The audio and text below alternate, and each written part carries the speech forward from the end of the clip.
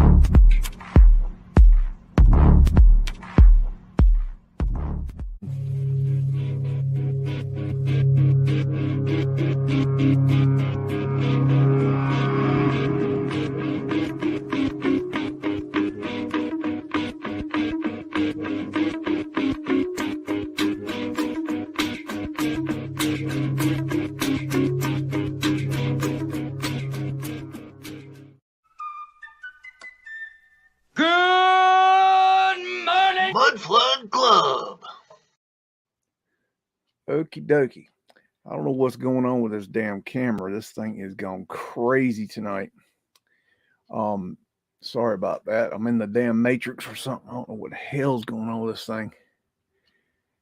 This thing is the damn green screen makes it does weird things. I've got a problem with the lighting up on something I'm doing wrong. I'm not really sure if I think I need to pull my green screen backwards, and the problem is it's getting to do it is the pain in the ass. I just hadn't had the time to do that.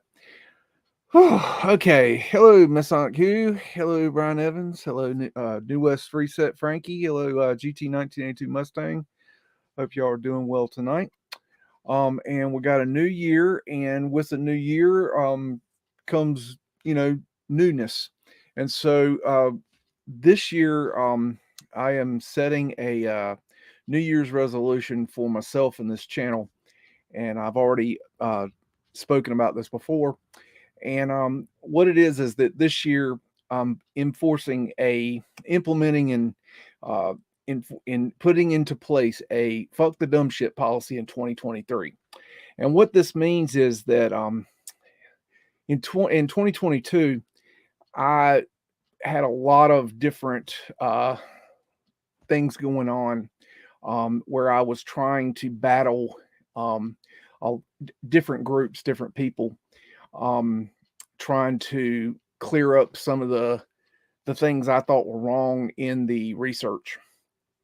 And that takes a hard toll on the mind, the body, and the soul. It also raises your damn blood pressure. So I have decided that this year we're not going to do that. I was going to bat for you people, the viewers, because you really shouldn't have to be the ones that have to go to bat. But I've worn myself out fighting the fight pretty much alone, even though some have stepped up to the plate, and I appreciate it, but it's just not enough. I'm burned out on it. I have had too much dumb shit going the last year, and I just can't deal with it anymore. So I'm implementing a fuck the dumb shit policy. And what this means is that for any reason, okay, if I feel you're doing dumb shit, I'm going to block you. I'm not going to, go back and forth with you. I'm just going to block you and move the fuck on. So that's the new policy. Fuck the dumb shit. If you think you're getting ready to do some dumb shit, don't do it, because I'm going to block you. and I'm gonna move the fuck on. I'm not gonna give a shit about you. Okay. I don't have the energy in 2023 to give it to you. So that's the new policy. Fuck the dumb shit 2023. And that goes for everybody across the board. Fuck the dumb shit. I'm done. I'm fucking done. Okay. So that being said, let's go ahead and get into some pictures and let's go mud and see what we can find. I hope everybody's doing okay, and we'll get into it. All righty. Let's see, make sure we got us going. Whoop. Okay, and waiting for the screen change. Make sure I'm good. Okay, because I can't see everything. Okay, we got 1942, Richwood, Virginia, West Virginia. This is Printer's Devil. I'm not sure why they call it that. Linotype machine, and this is a machine that they input the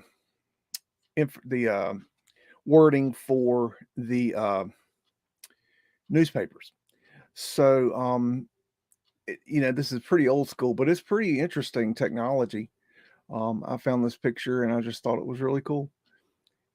Had this young lady go into it, and typing was a real skill back in the day. I took a typing class in high school, and it was very helpful in life. I still have that skill just because I took that class in high school. So even though it was really annoying back then because we actually had typewriters, there's the name of Linotype. I don't know why they call it a Printer's Devil. I don't know if that's I don't know why they call it that. It's interesting. Anyways, I just thought it was cool.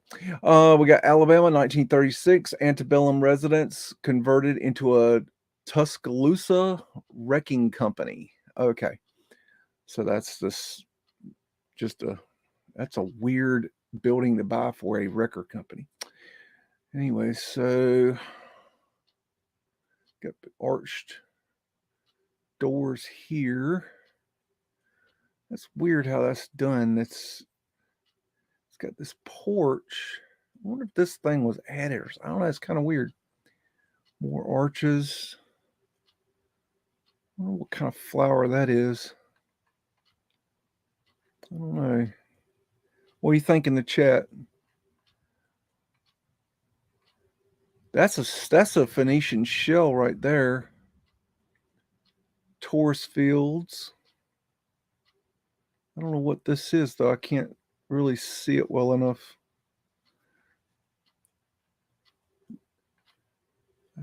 I guess that's another scallop Phoenician shell there.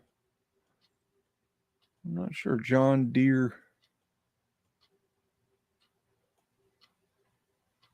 Not sure what this looks like. Some kind of wagon or something.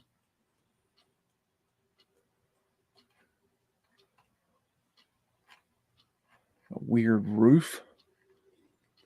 Okie dokie. And we got April 1865, Richmond, Virginia.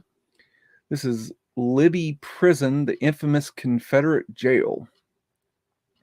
Okay, I guess you don't want to go there. You know, it's interesting. This guy, look at that line. I don't know if y'all can see that line right there on his side. That's kind of sketchy. I don't know. That's kind of weird. And you got some Mudflood windows right here. And then they're going down in the ground here. Some ships back there. Oh gosh, that's prison. Look at that. Actual jail. Well, that doesn't look cool. It's like a gas light. I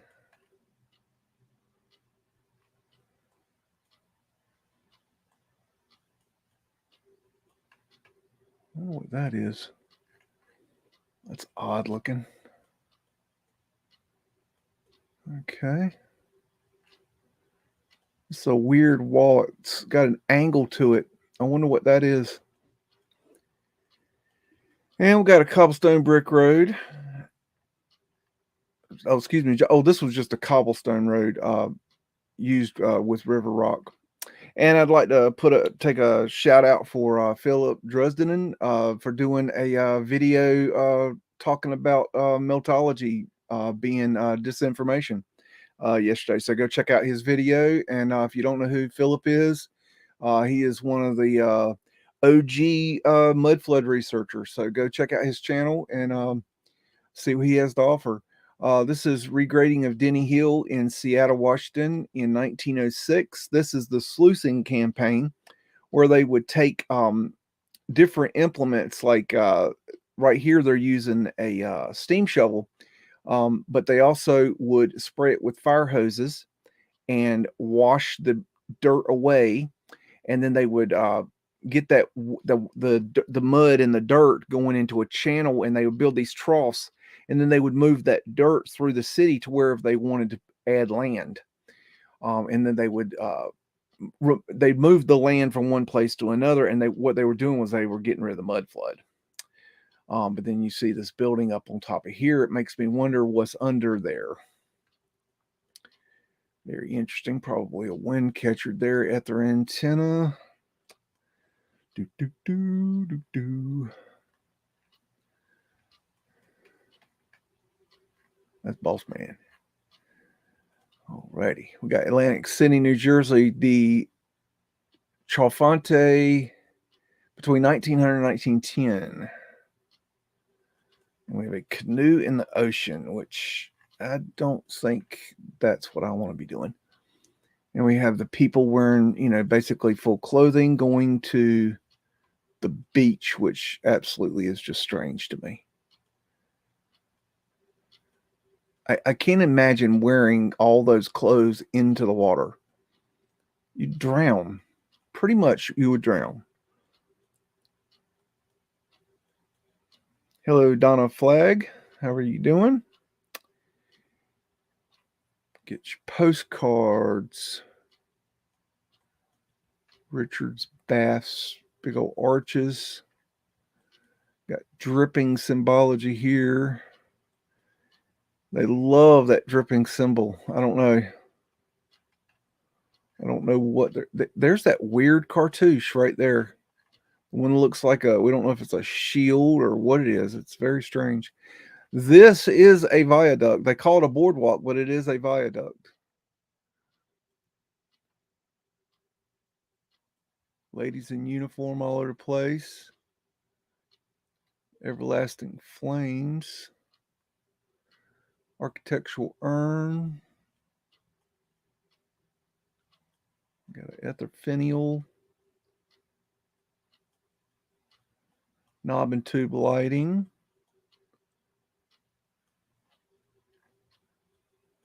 Lots of ladies in uniform. Phoenician shell. Another Phoenician shell. I've got a coin, keystones. Scrubbed cartouche with dripping symbology. There's a better shot of it, I believe.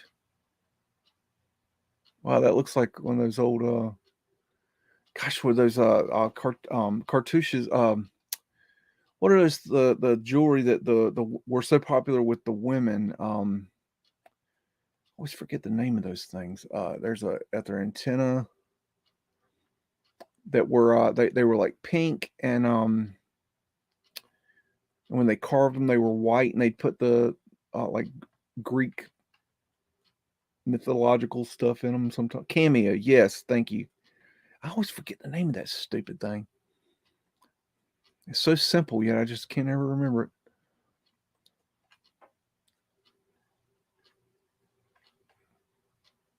$12.35. I guess that's the address.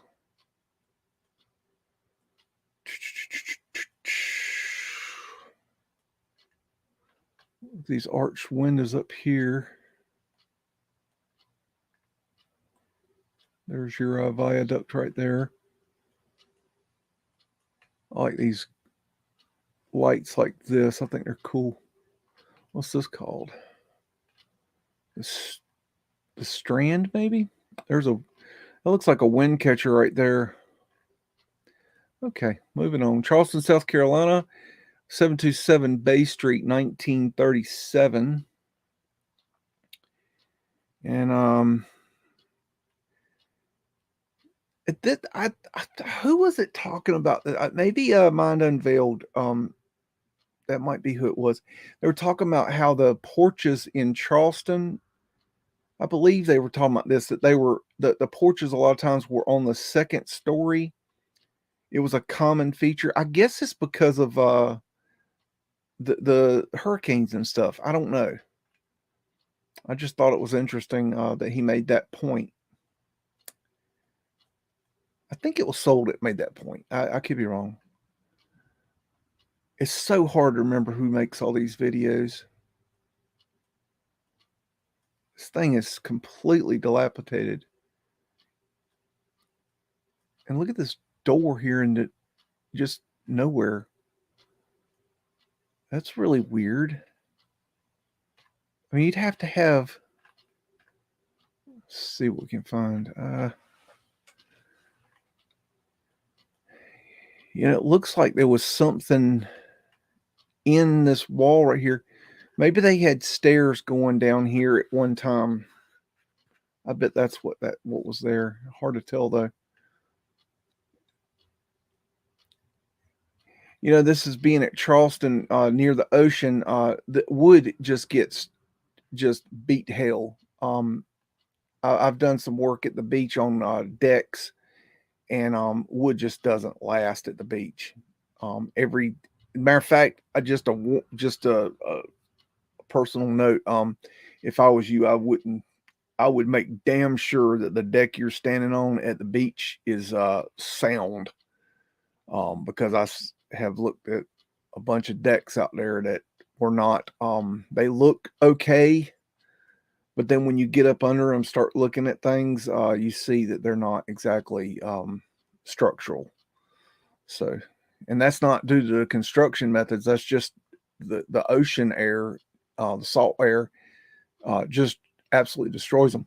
This is circa 1901, Ellsworth and Virginia Avenue, Atlantic City. And of course, we have over here, we have Spotted Fred. Fred is the horse that built America. And basically, they loaded up all the materials and put it on Fred's cart, and Fred wheeled it around. So Fred's a true hero to our society. Boy, she's just dolled up, ain't she? Oh, they're having a good time.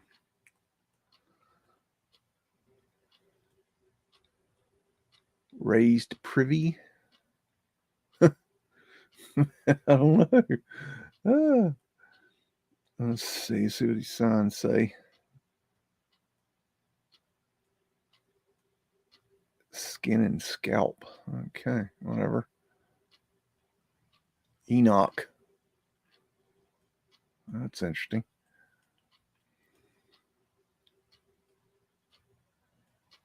Got the ether here. Got some more ether finials up here and more here. Ether antennas, ether antennas. And there's another one, just for good measure. Pyramid symbology, diamond symbology, porthole, diamond, another diamond, majestic. Ladies in uniform. Ellsworth. I worked in a neighborhood called Ellsworth one time. The Vesica Pisces all across the windows here. You see that a lot. They love that one. Got the laundry, it looks like. That must be the swimming suits. Yeah, that's the swimming suits. Ether finial. This is the Scarborough. Ether antennas. Got a water tower. And yes, they did build in wood also. I think that's an important thing to note is not everything was brick. They built in wood also. A lot, I mean, think about all the homes that were here. A lot of them were, made out of wood, because there's things that you can do with wood that you can't do with brick. Circa 1907, Main Street, Rochester, New York. It left the renowned hotel Eggleston. Eggleston. What the hell kind of name is that? It's the Ego Hotel. Going with that. There. Said my piece. Lady in uniform. Ghost man. Boss man. Got a barber pole. Got the girls over here in case you need to go see some girls. Got ladies in uniform. Messenger service. There's Fred. Fred has turned white. He color changes. He's a shapeshifter horse. I mean, how else is he going to get around and get all the brick around? He's got to do something. Got possible pavement light there, but hard to tell. Got cobblestone brick road right here. Unfortunately, does not look melted. Over here, you got some more. And yeah, still same thing, not melted. And okay, it's a weird trolley track. Trunks, billards, arc light. There's the name of the hotel. You pronounce it. I am not a wordsmith. Got that going. Kind of, it's got the fasciste bundle of sticks going around it. Got an ether antenna, a stone ball finial. Got some interesting detail there. Kind of wondering if those are Tartarian lions there, but can't tell for sure. Arched windows. Hope y'all are having a good new year. Hope everybody's minding their P's and Q's and trying to learn more this year than they did last year. Got overhead electric for the trolleys. That's a neat old car right there. I like that. Check out homeboy right here. He has got that worked out. I like it.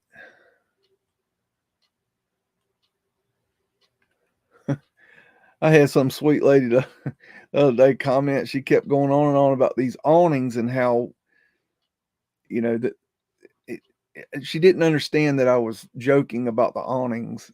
It was just funny. I get the awnings. I understand what their purpose is. I totally understand that they serve a purpose, and they really truly do serve a purpose. My point, even though I really shouldn't have to explain it, is that if you can build such beautiful architecture, why would you not be able to come up with something more intelligent than a crappy awning? I mean, and I'm not talking about a better awning. That's not what I'm talking about. I'm talking about the design of the building. Why would you? Here's another thing. This is a very good point. Why would you think about your downtown area, okay, and these old buildings, and think about how deep those buildings are. They're, 70, 75, 80 foot deep, okay, and they're built in a time with no electricity, okay. Why would you do that? Why would you build a store where you then had to add in prism transoms to get light to shine in? Why would you design it to where you had to have an awning to block the heat that's coming in that's going to heat up your store? Why would you design the store so deep that the light cannot penetrate into the store far enough to see, and then you have to use gas, which is hot, in order to see? Why would you design it that way? It doesn't make sense. It's not intelligent. Okay? You wouldn't is the answer. You would never do that. We don't do that today, and we have electricity. Think about that.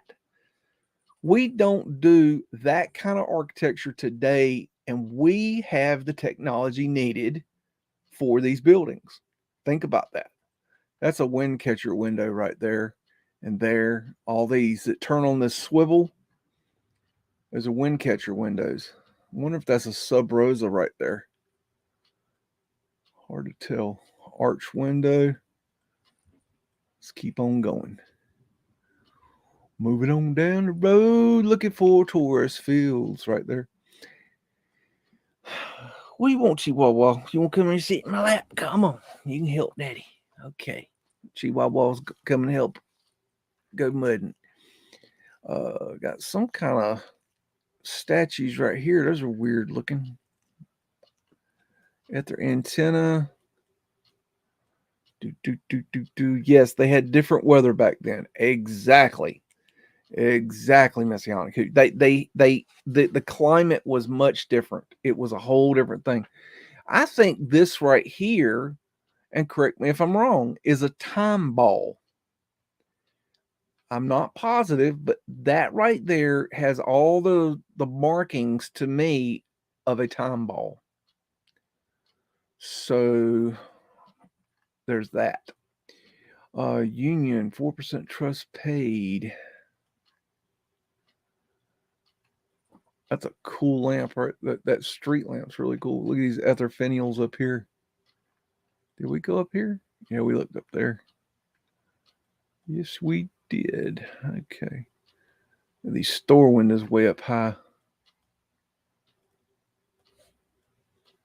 Okay, that's enough of that. We got Detroit circa 1905, Central Savings Bank, Grand River Avenue branch. Then we got Cobblestone Brick Road. Right. I don't know if that one is. This one is. We got to check it for anytime we see that, we got to check for melting. Maybe it's just this middle part here, the sidewalky area. Anyways, so we have these iron bars on the windows. That's interesting. Got prism transoms here and here and here. And they have little prisms on the back of them. What they do is they shoot the light back in there into the building. Because you have to understand, they did not have the electricity when these buildings were built. They had to come up with technologies that would allow them to see into these deep buildings, these dark buildings, into the basements, which is why they came up with pavement light. Porthole. Well, that's very Masonic looking. Stoneball finials. Phoenician waves.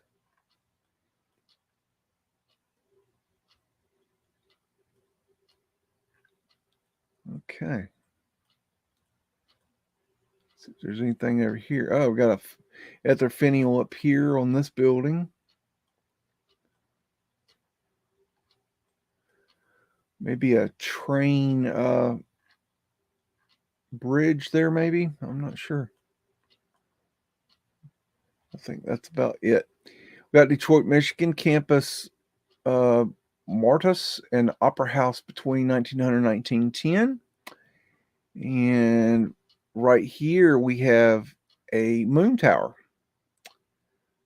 which can be seen in the movie Dazed and Confused. They have a scene where they climb the moon tower, and they climb up the moon tower, and the kid asked the other kid, how many beers have you had? And he's like, I've had 3, man. He said, oh, you're dead, man. You're totally dead, And they go up on the moon tower and have a beer and looking out over the town. And we got ladies in uniform. And these guys just look way staged to me. All this. Very staged looking to me. That's just an opinion.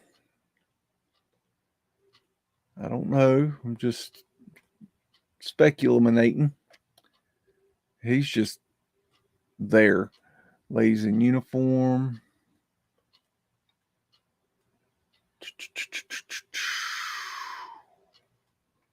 Just a lot of people randomly standing in the middle of the road.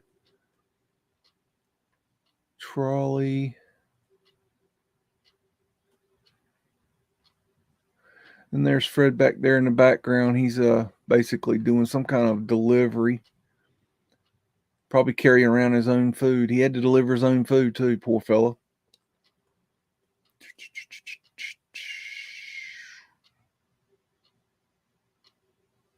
Can't read that. I don't know. Arches. Pyramid symbology. That's pretty cool. Looky techie stuff. Ether antenna. Let's back up. Get back in. Got an eagle representing the phoenix. Got horseshit narrative stuff. More horseshit narrative stuff. Laurel leaf of control.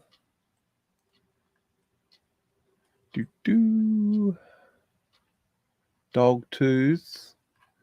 Ether antenna. Arched windows. Look how big the size of those floors are.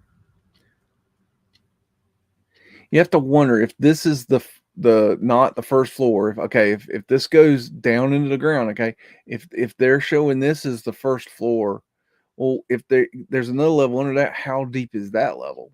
Probably the same distance. Just a thought.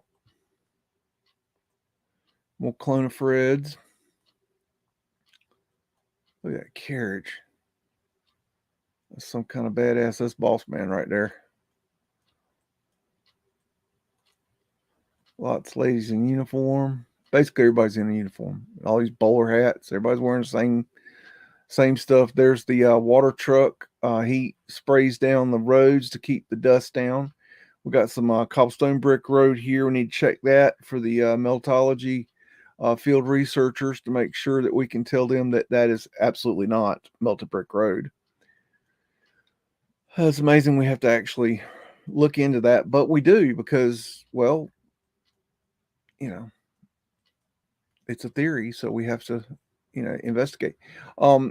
We have Mudflood windows and doors or something down here, and we have to put bars on because, well, we're going to put windows and doors on there, and then put them, below ground. And this is the moon tower here, and they have a crank system here that would raise and lower it.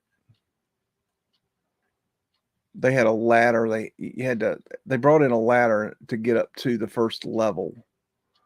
That was their safety measure. But anyways, the city of Austin got all those moon towers, from my understanding, or at least some of the moon towers. I don't know if they got every single moon tower, but I imagine some of them got destroyed in the process. Look at all these people sitting on the courthouse steps. Hey, Caleb, welcome to the new year. Hope you're doing good. Hope you had a good Christmas and a happy new year. Streets of Tartaria. Everybody go like and subscribe and go watch a video or two and give him some encouragement, maybe to do some boots on the ground for us. We love his stuff. And we have more arched windows down there. Look at that stonework right there, that sodding. Here's got a character in the niche, and then we have a beautiful awning. I love a good awning. And a big old nice beautiful welcome sign. We're going to build this and then put that on it because that makes sense. Yep. I can hear that in the city planning now. Yeah, we're going to build this beautiful building, and then we're going to put this big ass flashy neon freaking light on the front. Oh, it's going to be wonderful. Excuse me, knob and tube light. Got another character in the niche, which a lot of those characters went missing for some reason. Stoneball finials. Got ether fencing, ether finials. Wondering if this is something to do with a wind catcher there. Got ether fencing here.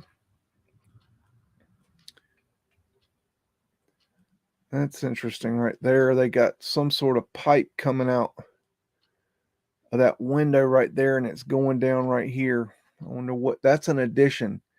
I don't think they planned that in the design of the building. That makes me wonder, what is that? Got Lady Justice here. And you got 4 1s on the clock. Got a bell up in the tower, which is also a wind catcher. Got knob and tube wiring on the structure itself. No, that's not Antiquitech lighting. Nope. Sorry. That is an architectural urn, and we got a ether antenna. And these are probably part of the wind catcher right here. More ether fencing. Got a ladder lane for Douglas. He loves a ladder lane.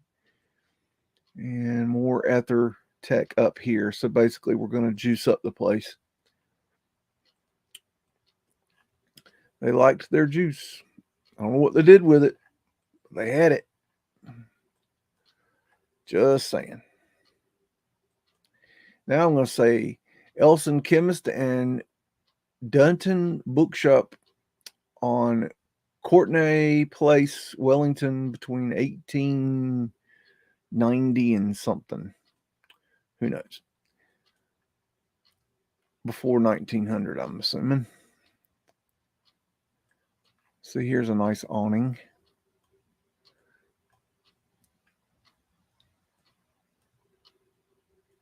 These outfits, I mean, seriously, you just have to feel sorry for these poor children. Why would you dress your kids like that? Poor fellas.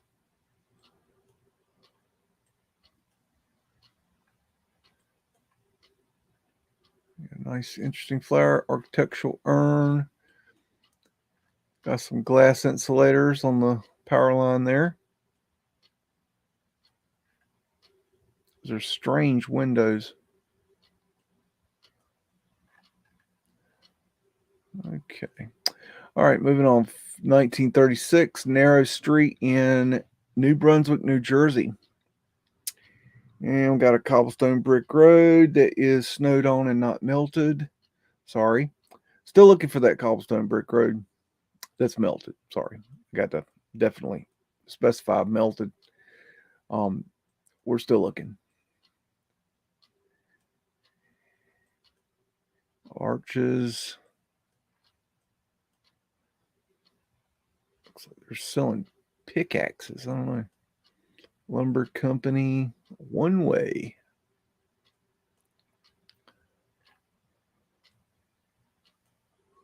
That's pretty cool right there.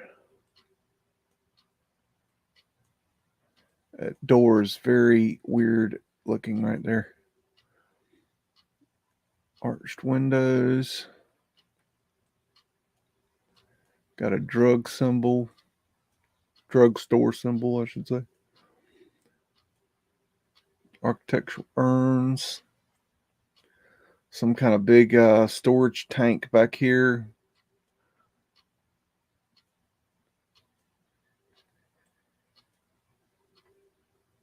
Okie dokie. We got 5th Avenue, 48th Street to 49th Street, West Side. And it's not the highest resolution picture, but I wanted to stress a point on this one. Hey, Paul, how you doing? Oh, that reminds me. Paul, the first thing I saw this morning was Paul screaming to himself that he only went in up to his nuts, and I just fell out. That was the first thing I heard this morning. I only went into my nuts, so I had to leave him a message laughing at that, because that was so funny. That really was funny. Oh, that's good comedy. Got Mudflood windows right here. Oh man, I could watch that every morning. That'll get you going. Oh, who couldn't start the day with a good laugh? Okay, ether finials up here, ether fencing here, more ether fencing, ether finials here and here, and I've got a higher resolution shot that will go in a little bit deeper here. You can see the ether finial here and here, and these are the ether fencing. And there's some of the details there, but that's not really what I was really aiming for. I want to show you these portholes here on the roof. And if you go back, you can see them right here and here. Now, and I just wanted to point out that when they would redo these roofs, these portholes would go away. And a lot of roofs, when they retiled them or re-shingled them or whatever they did to them, there's all different kinds of roofs. Whatever they did to them, when they redid the roofs, they would get rid of things. And I've seen it over and over and over again. This is something that I see right here over and over and over again, where they would get rid of this. Now you had to understand they didn't have caulk in our day, so this window right here, the first thing it would do is leak. Okay, so it'd be really ridiculous to put a window completely exposed to the elements. I mean, you're literally creating a bucket where water can, sit with no caulk. Okay, and now these windows would have been able to open and close as well. So these are points I'm trying to make. Phoenician shell, but they would have taken these off later, and they do that a lot. Is they take off these techie features, because they didn't work for us. So that's just something to note in your research. First Congressional Church, Detroit, Michigan, between 1900 and 1906. You got to check for cobblestone melted brick road, and no, we do not have a winner today. And we got a big old rose window, got a flat earth asterisk right here, got your vertical, your horizontal, and your X there. Your X is actually the double right here. Okay, so that's your X. Get it? Got it. Good. Got an ether finial there. Got ether fencing up here. Got porthole. More ether fencing. Got ivy growing. Mudflood windows. Got wind catcher windows. That's interesting block work right there. Reminds me of Charlie Brown. Do.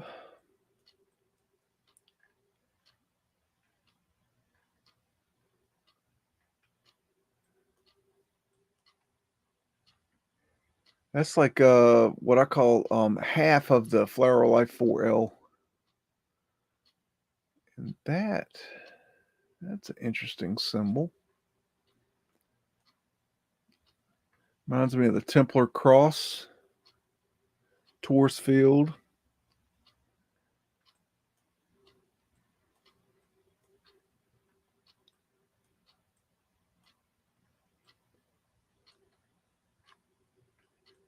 Check out these downspouts here.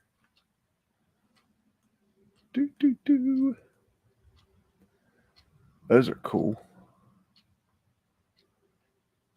Kind of cymatic-y. Diamond symbology.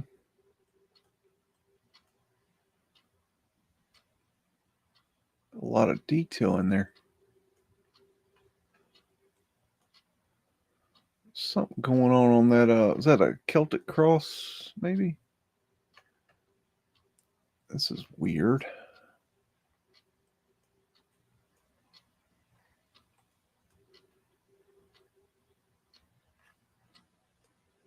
Okay. Interesting. There's an arc light. Some people like arc light. And we got a tower up here. This is the wind catcher. We got us a angel figurine sitting on top of the pyramid. Okay. Iowa shows off at the 1893 Chicago World's Fair. I just thought this was interesting. It's a model of the state capitol. Just very interesting. A lot of detail. And of course, they show your Mudflood windows on the bottom, arches, domes, cupolas. Not the best quality picture, but it's pretty cool nonetheless. Iowa. Eagle representing the phoenix.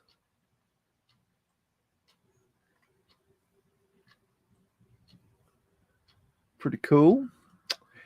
Got Jacksonville, Florida, 1910 Forsyth Street, west from Main Street. And we got a cobblestone brick road, which is unfortunately not melted. And that is a beauty right there. Now, what we need to do is we need to get Paul Cook a Chitty Chitty Bang Bang version of this thing right here so he can fly around the world and do his research. And call him Chitty Chitty Paul Boom Boom. He'll be able to get around, man. Could punch in his window and see some detail in the building across the street. Pretty cool. Oh boy, we're going. There's Fred, of course. Fred's Horse Build America.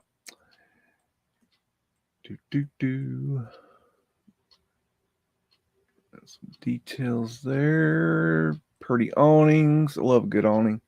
That's a trunking tower for communication lines. And what they would do is they run the main lines to that, and then they would trunk off of that to go to different locations. It's just how they did it at that time.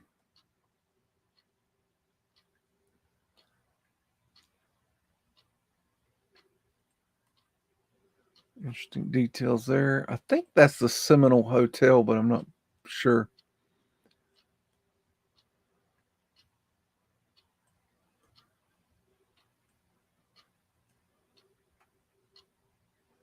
Something going on. It's weird looking. Got their antennas up there. Big ass columns.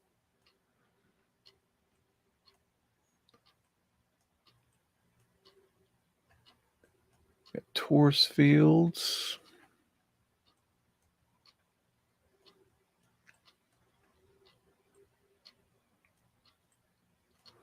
Got some pretty awnings there.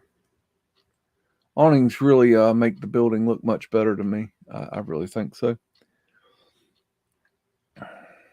Yep, you're right. Those are mules with the big ears. At their, architectural urn there. Let's see. These are the mules right here. Yep. I used to have some mules that lived next door to me, but they're gone now. Now I have horses that live next door to me. Oh, and I have some video of the baby goats that were born on the farm this Christmas. I'll show you. Got an arc light. Got an eagle on a ball here. And I don't think the ball represents the earth. I think it has another meaning. I have not determined what I think the meaning is personally. If you have any ideas, shout them out. Let's hear your ideas. It ain't a ball. 1942, top of Detroit City Hall, dwarfed by the modern Penobscot building. Penobscot. What the hell kind of name is it? Anyways, I gotta check that out. Whatever that is. Maybe a TV tower. I don't know. Looks like a more modern building. Got an ether antenna.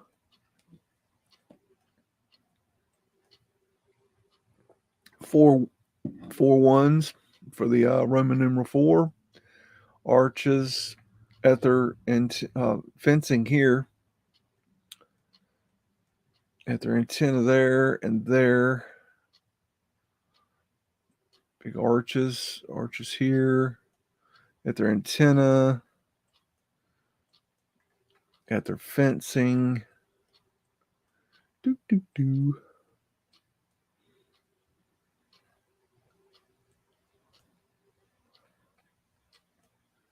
Fleur-de-lis.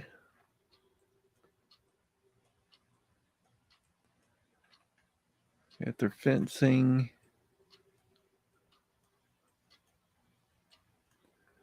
That's pretty wild looking up in there. Check this dude out. His hard to see. I wonder if it's a green man. I don't know.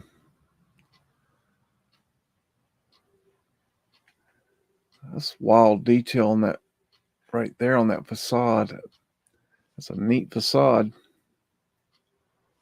Okay. Knoxville, Tennessee, 1905, Cumberland Club and Walnut Street. Okie dokie. What's up, man? How's it hanging, brother? And we got a herringbone cobblestone brick road, and it has been tested and found to be wanting for melted. So it's unfortunately not melted. We got Mudflood windows on the ground level here as usual. And we got Fred over here hanging out, doing what Fred does. Oh, those aren't toys. Sorry. Well, now I'm going to go look at this and you're just going to let me do it. I don't know what to tell you. I keep hitting that damn button right there.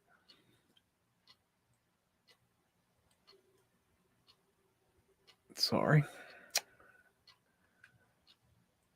I got something missing there, it looks like. Got some ether techie up there. Strange little area here.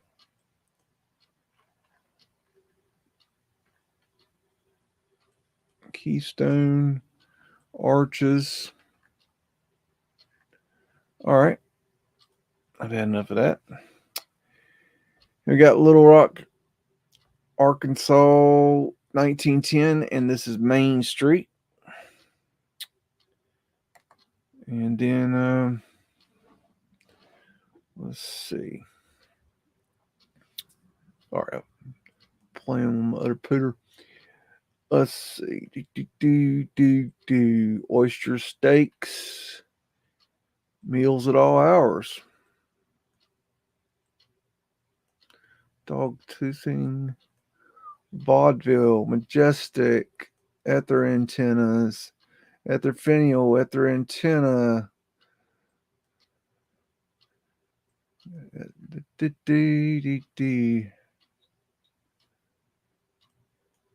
We got a dog.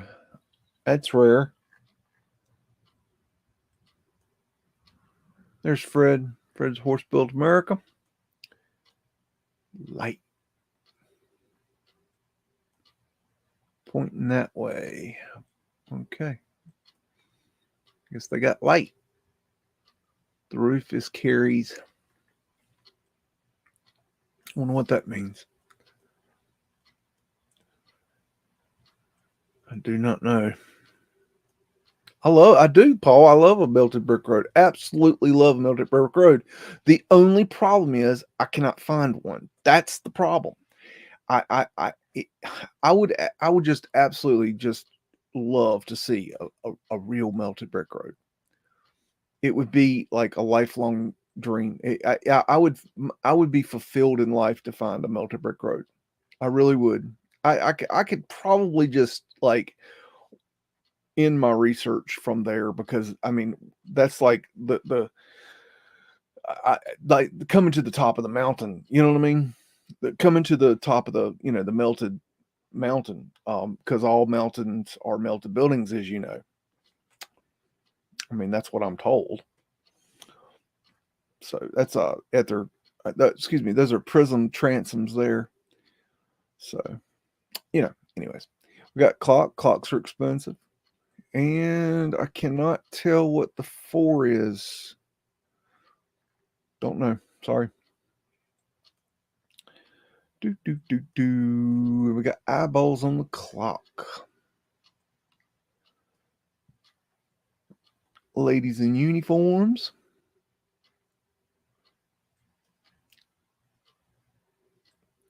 We got arc lights.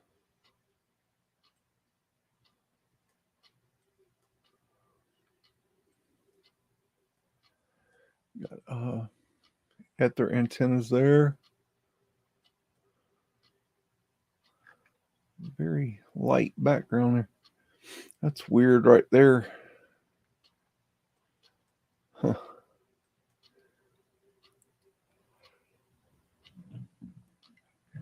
Got a coin.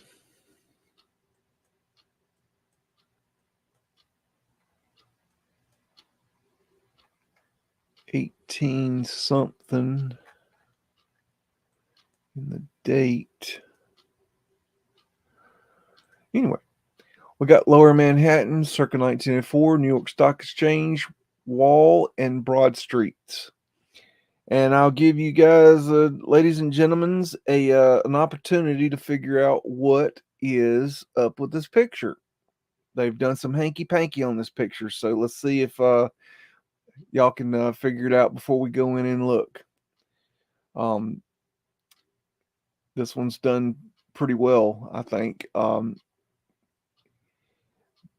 This is the famous Wall Street that you know today.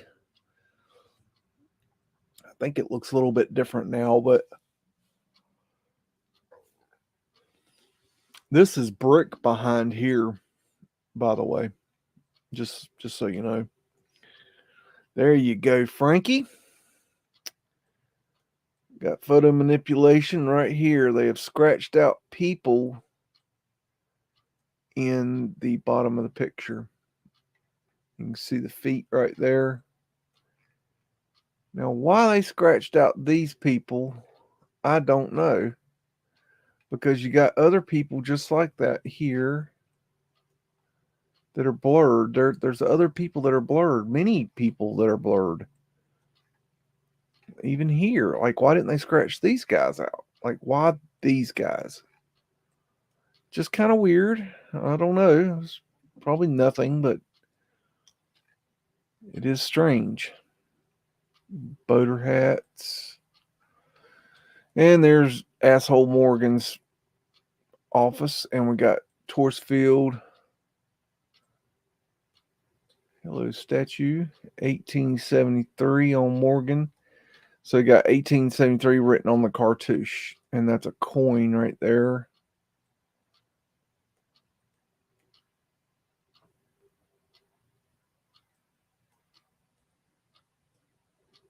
A lot going on in that picture. Tartarian lion.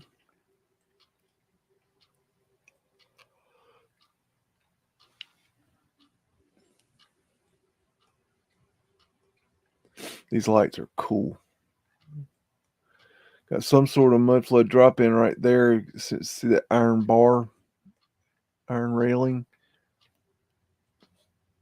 What's this guy up to?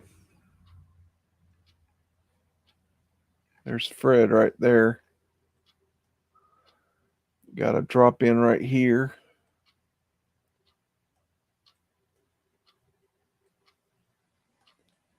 Got to drop in here, and you got to drop in here. That's a circumpunct.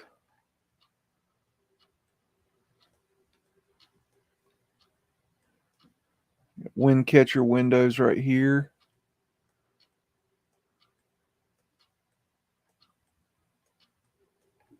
Scrubbed cartouche. There's another one. And we got Tartarian lines going all the way across the top of Wall Street Stock Exchange. That's some crazy ass shit going on there. Here, let's give that for our boy TT. He likes the 50-year-old man booty. So we'll give him that shot. And we got a Taurus field. That's a pretty one. These ones are my favorite. These ones that just, man, really symbolically show the energy field.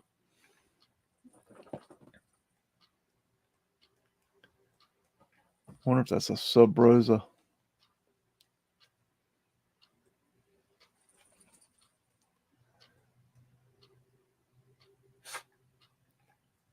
It's an interesting facade. I tell you what, I'll never forget Abby Hoffman's stunt at Wall Street. If you've never heard of that, Abby Hoffman took a group of people into the stock exchange back in the 60s or 70s. I think the 60s.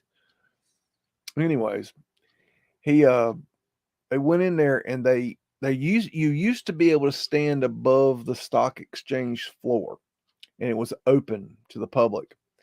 And they went in there with a bunch of $1 bills, and they threw them up in the air onto the floor and watched these stock exchange people dive for them.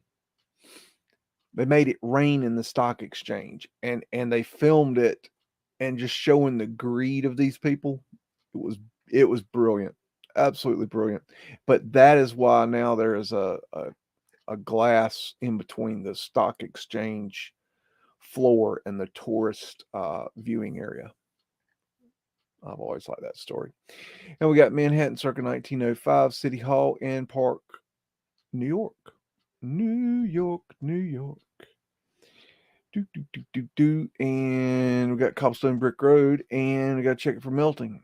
Anybody see some metal? Oh, this must be a balloon rock. We have found a balloon rock in situ. Call somebody. And what is this? I don't know what that is. What in the world's he made? He's got a round barrel that's not a barrel. That is sufficiently weird. That's a third rail trolley track. It's either done with electrical conduit or it's done with the pulley system. I believe Jared Boosters did a great video on that. Oh, damn, there's another one of these things. What are those? You want to know what those are? I don't know what that is.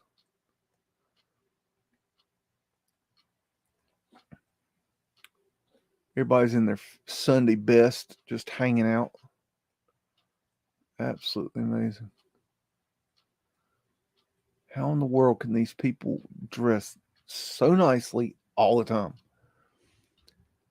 Porthole at their antenna, at their finial. Porthole at their antenna, Phoenician shells.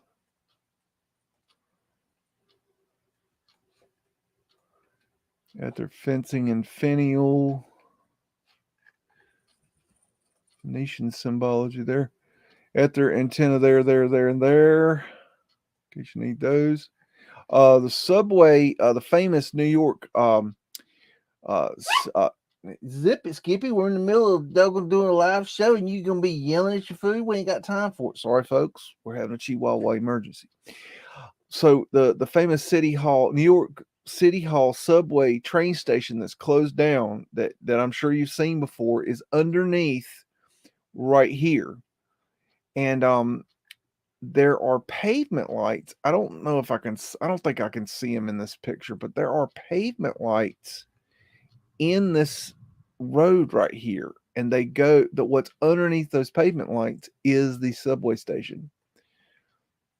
And that's what lights that subway station. What's this dude doing? So we got some sort of Mudflood drop in right here stuff going on. That's kind of weird, right? Look at those windows. They don't even go. I don't know. Something looks weird. Oh, I love a good awning. Oh, yeah. Oh, that's some good stuff right there. I just love how the awnings with the wrinkly and the stripe it just really, really sets off the facade and the symmetry and um the whole. It really, really lights up the details of the building. Not sure about the Roman numeral there. Got Lady Justice hanging out with her sword like she's gonna do something. Got at their antenna up there and there. Got Tartarian line hanging out up there. Phoenician shells. Probably a laurel leaf of control there.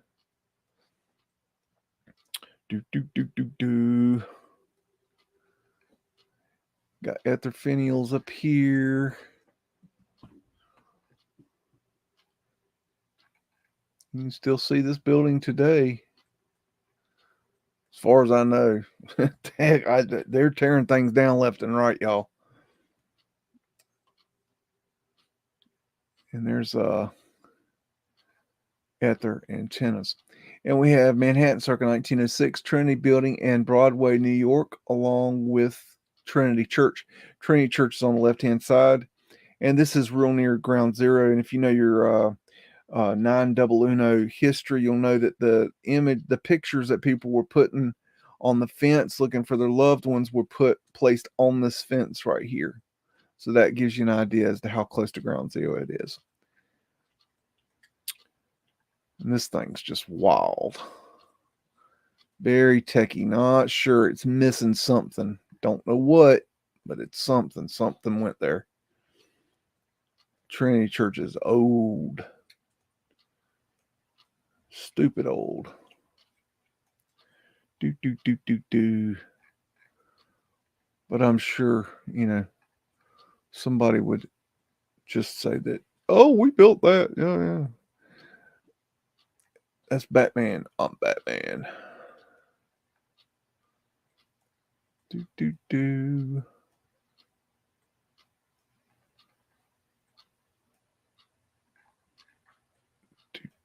And we got Cobblestone Brick Road. It's just really hard to make a determination on that one. I don't know.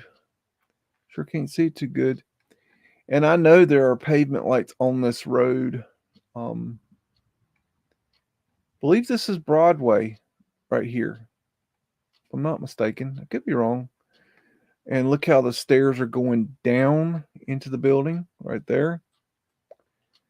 And looks like we're possibly demolishing a building right here. I don't know. I put out a new video yesterday showing a building being demolished. And it's on my BitChute channel.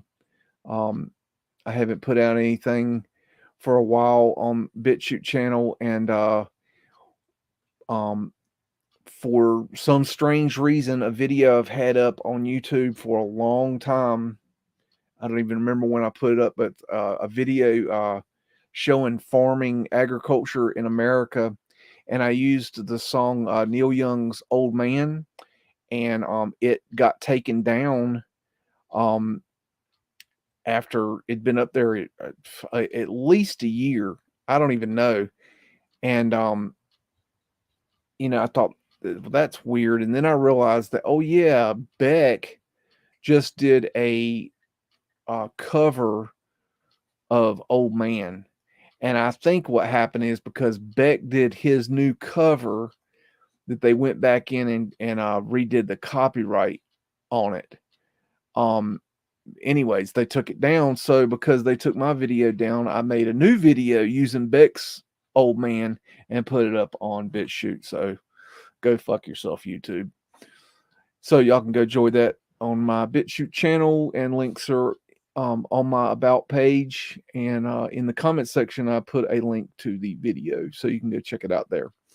But it's got it's called something about the beautiful, I think I called it The Beautiful Life of Black People in America 1930s or something like that. But anyways, check it out. It's a nice little film from the 30s.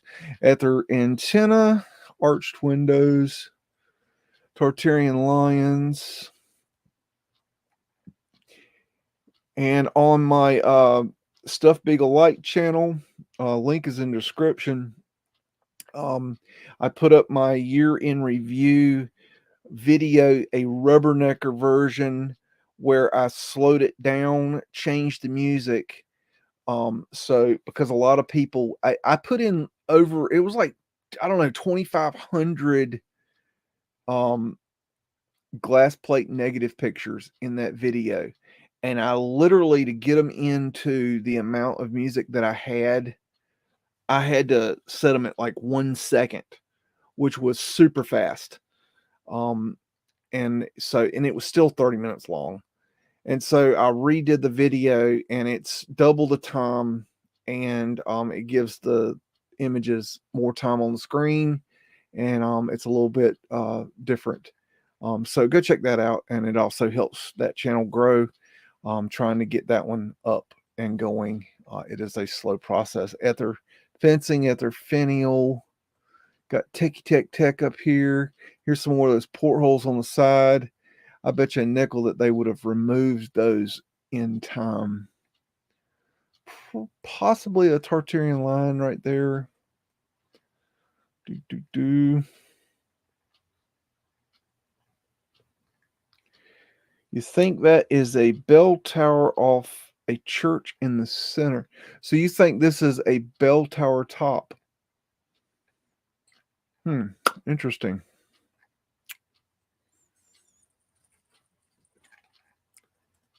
Possibly. I don't know. The question is, what did they do? Dismantle it and take it down? And why did they put it back up? I don't know. That's kind of strange. And why is it solid? Maybe they just filled in.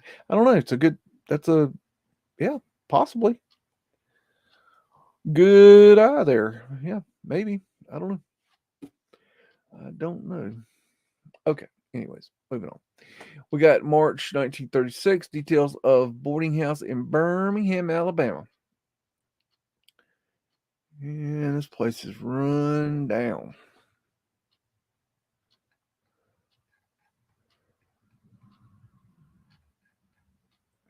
But I like the glass work here. This is old glass, old world glass. That's the circumpunct, I'd say.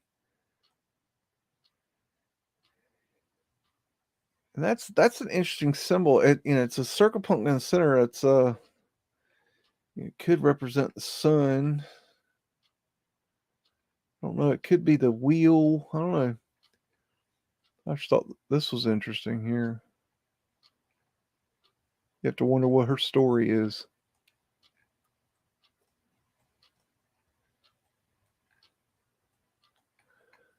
Glass is really cool. That old glass.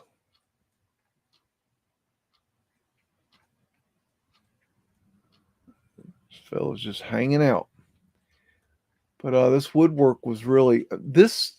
Here's what was interesting to me about this photograph was that this is not simple carpentry at all. This is even today. This would not be simple carpentry, and then this was done with all hand tools. This is not easy.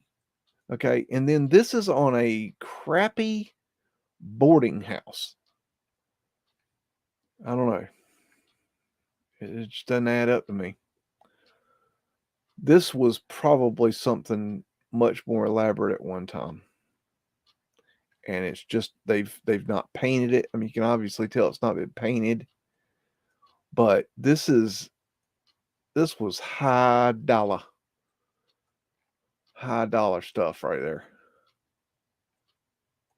It ain't had a lick of paint in years and years and years. This 1936, this thing ain't had paint in a long time. Very long time.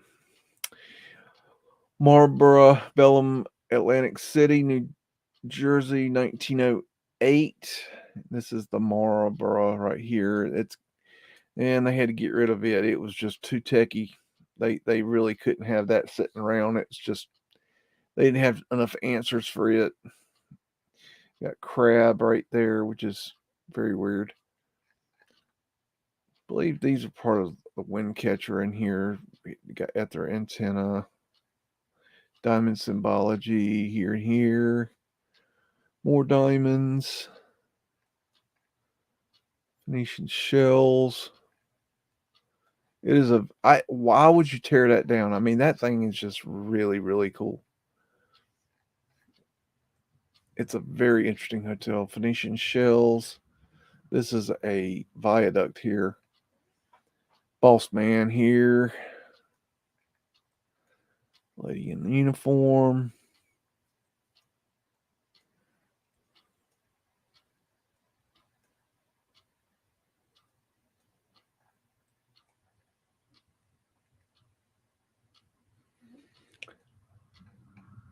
Got portholes up here. at work this week we received in a truckload, basically an 18-wheeler full of timber beams that are phenomenal, just absolutely humongous. I mean, the things are probably 18 inches by 6 inches. Huge things, just absolutely huge. And they're from they're from early 1900s. I don't think they're old world, but they are old growth trees. So they're just amazing wood. I think I'm gonna be able to build something out of them. At their finials up here and here and here and here and here and here and everywhere. More at the finials up there. But that's pretty interesting. Was pretty interesting to see come in. That's weird.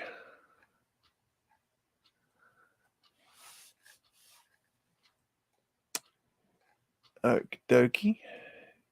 Got New York City, 1908, 38th Street west from 5th Avenue.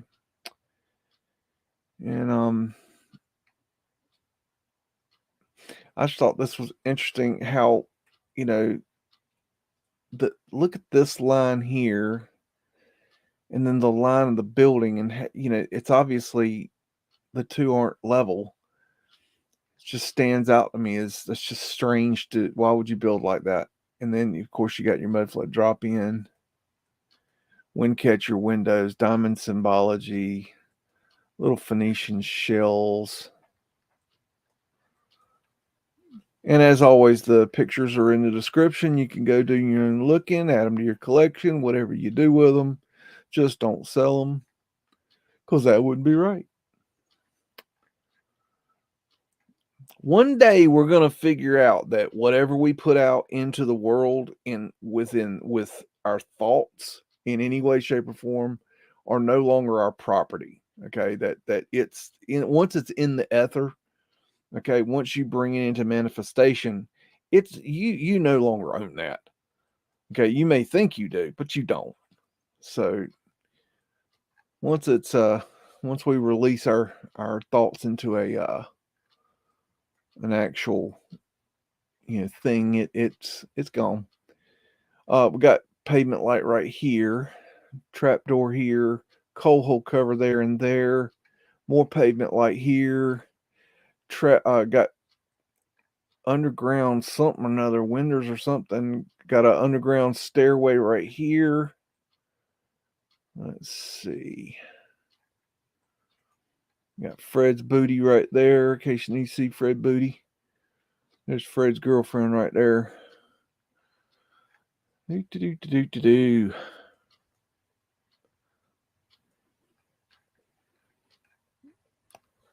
Might have been a function to those balls. Not sure which balls you're referring to, but yeah, I would, yeah, I would imagine. If it's in these pictures, probably, yeah. The stone ball finials, if that's what you're talking about, I definitely think they're tech. Yeah. I don't know what they did, but coin, arched windows, architectural urns. I think they're tech too. I think these are kind of the same tech as the stone ball finials, but I don't know what the tech is. I really don't.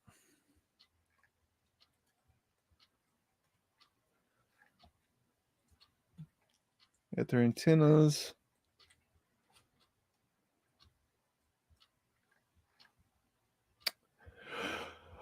Okay, let's go to New York, 1921. New York Band Instrument Company, East 14th Street.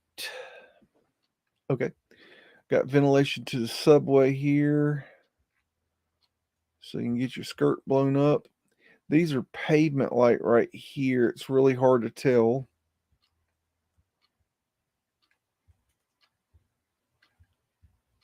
I don't know why everybody's crowding in there. Must be having a sale. That's a neat window right there. Diamond symbology. Chop suey. Always with the chop suey. Room 101. In case you need to go there. Yep. Acme Uniform Company. Maybe that's where you go get your central casting set up. Come here, get your coats and your bowler hats. That's a wind catcher window right there. You see how it's open? Well, would you like to get in my lap, you crazy nutter? Now you sit and be good. Sorry, folks. Got a Taurus field right here. Okay. And we got Night in Luna Park, Coney Island, 1905. And we have the stage set up for the circus right here with the rigging.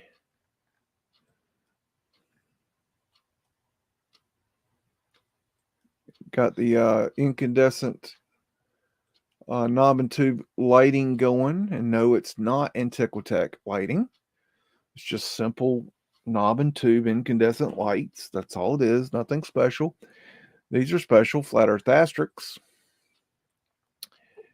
And what else? This thing had a, oh, maybe this isn't the one. One of these towers has eagles on it. I don't think it's that one, though. We got Norfolk, Virginia, circa 1917 Main Street, the port city's bustling business district.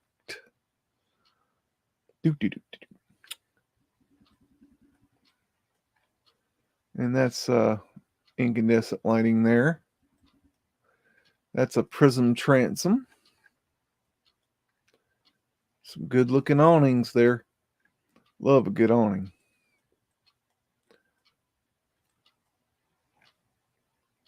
Scrub cartouche.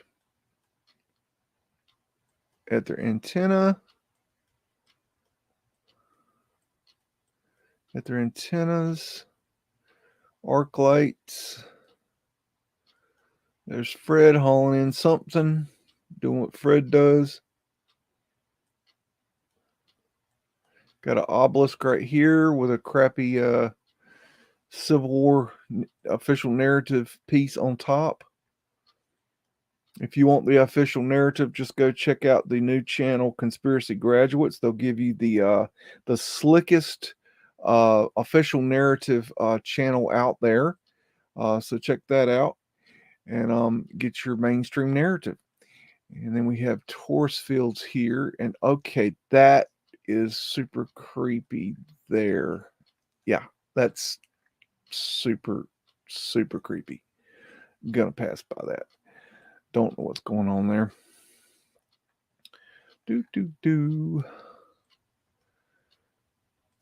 Real estate.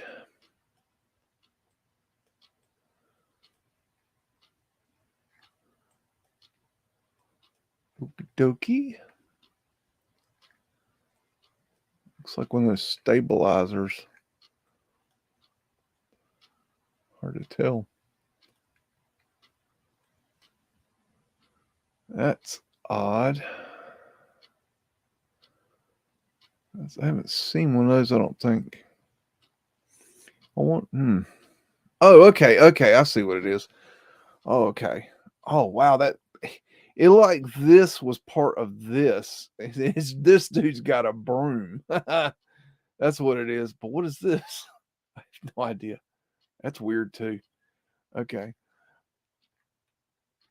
Oh man, that was weird looking.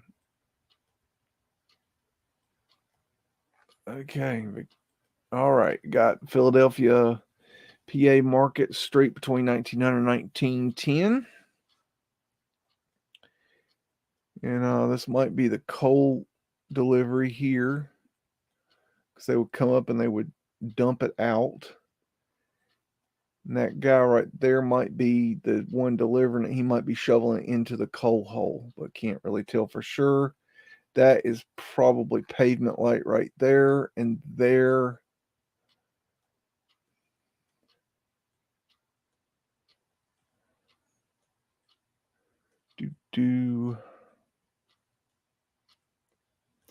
How does the asterisk represent the flat Earth? Now, this is my opinion. The vertical line represents excuse me. The horizontal line represents the flat Earth. The vertical line represents the north and south magnetic poles, and the X represents the torus field. And that's just an opinion of mine.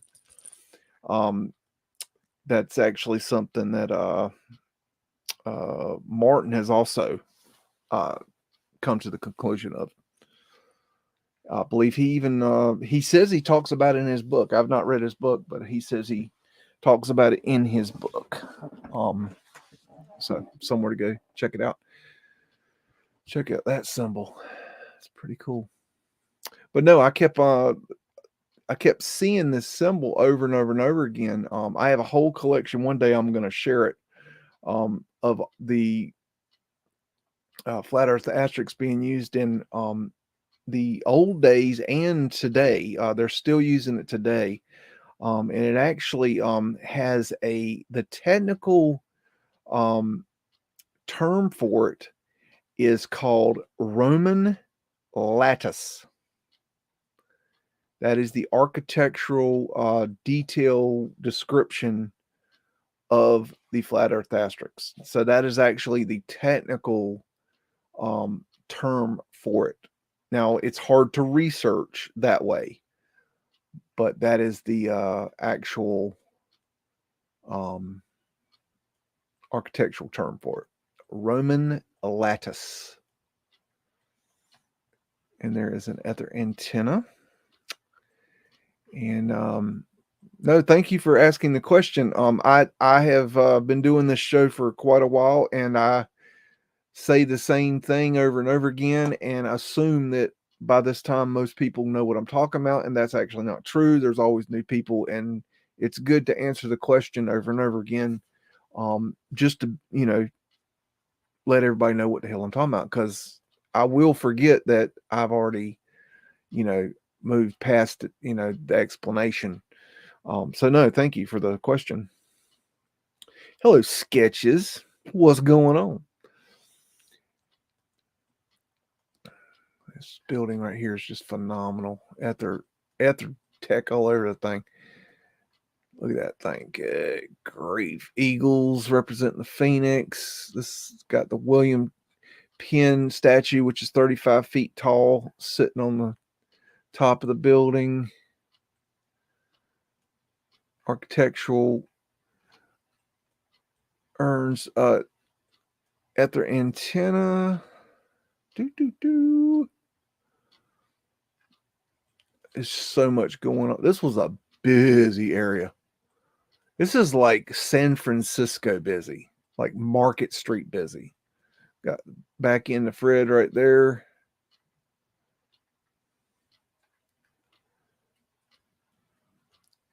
That I think is a flat Earth asterisk, or also a squatting man. You got your fleur-de-lis as well. In the old world, symbols were a language. A symbol meant a lot. You could say, so that's a wind catcher window there, and there. You could say so much with a symbol that like this right here, that represents the torus field. That's the field around the Earth. It's a representation of that. I think they celebrated this knowledge. It was a like a way of saying, we love this knowledge. I had someone ask me yesterday, I believe. That's a weird. I don't know what they got going there. Asking me, were in the old world, were they what makes me think, I don't remember what the question was. They were basically, what makes me think that the old world were such wonderful people, diamond symbology. And my point back to him was that I didn't say they were, that, that they were human and they were flawed and they weren't perfect. They were human. And so I think that's something that we need to acknowledge, is that that's a circumpunct. That's the symbol for the creator. Um, that the old world people were not perfect. Okay, there was nothing perfect about them. They were just like us. I think they had different technologies. I think they had, some really cool technologies. I imagine we've got some cool technologies that they didn't have. It was a different period. It was a different civilization. Stoneball Finial. But no, were they perfect? No. Were they, all loving? No. There was good and bad. There's Tartarian lions at their antennas. They weren't perfect. They were just like us. Okay. And of course, we're probably more than likely a lot more messed up because we have been controlled by some really, crazy people for thousands of years, and controlled as an eagle representing the phoenix here and here and here. So, we have been manipulated beyond belief, but we're not perfect and they weren't perfect. This is a Pittsburgh, PA, Fifth Avenue, looking north between 1900 and 1910. And what are we going to find? We got crazy angles here, which is just ridiculous. Butterick patterns, arc lights.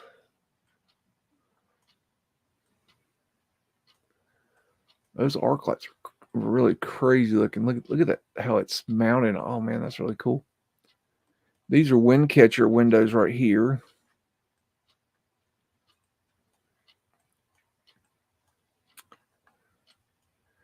Do do do do do. Do do. There's the 3 arches, one big one, 2 little ones, and usually it has a circle in the middle at the top. Not sure what it represents. Got a clock. Clocks are expensive, and we got 4 ones on the clock,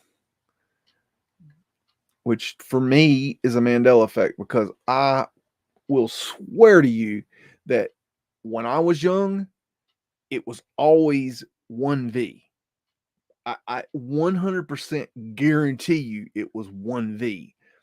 I never once saw 4 ones until somebody like pointed it out about a Mandela effect.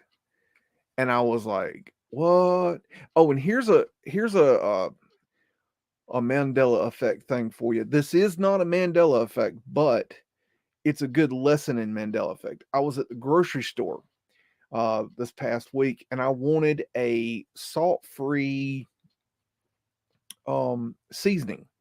And I remembered they used to make this seasoning called Mrs. Dash. And I kept looking for it, could not find it. And then all of a sudden I see Dash. And I thought, well, maybe that's okay. Maybe, and I grabbed it and I threw it in the cart and I went on. And I got home and I looked at it and I was like, what the hell is Dash? And I thought, well, damn, did they make a knockoff Mrs. Dash? And then I thought, no, wait a minute. I wonder if this is a Mandela effect, because I know for a fact 100% that it used to be Mrs. Dash. And I looked it up, and come to find out, Mrs. Dash brand name rebranded from Mrs. Dash to Dash. So that's something we have to watch out for. Companies do rebrand. It does happen. So when you're researching this stuff, do your due diligence. Don't just take don't go, oh, that's a Mandela effect because I know for a fact it was Mrs. Dash and now it's Dash. That's 100% fact. That's not fact. Do your research. Tartarian lions. See what I'm saying? But it could have been a Mandela effect. I mean, I don't know. It was worth looking up. And you got Etherphenial there. Got a Phoenician shell in a pyramid there. Got the Etherphenial here.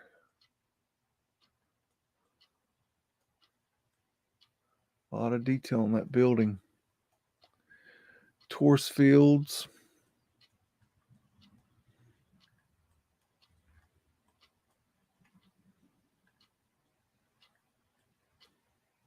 You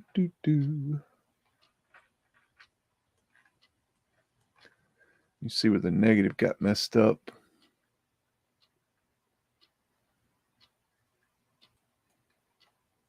Possibly a laurel leaf of control there. Probably, yeah, Phoenician shell there. Torus field. Laurel leaf. Alrighty. Got Pittsburgh, 1905. Monogalia Incline, Mount Washington. And let's see. We got Cobblestone Road, and I don't think it's melted. I really don't. But, we have to look at these things to make sure, because you just never know. Ladies in uniform. And this is something that I learned this week, and I don't know if it helps us or doesn't help us. I don't know. But if you'll see these little black marks, these little dots, okay?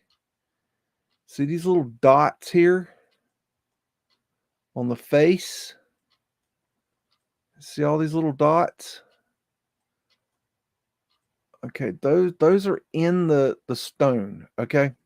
Now, what I learned is that, and Maggot, if you're here, you're probably gonna tell me, something about this. But what I learned is that when they would move these, they would make a little notch in the face of these stones so they could put the clamps on either side. They would make one notch on the front and one notch on the back, so they could put the little clamps on there that would then clamp onto the stone so they could lift it and put it in place. Now, also, these notches were only put on the front and the back for railroad work, because in railroad work they didn't care about the aesthetic.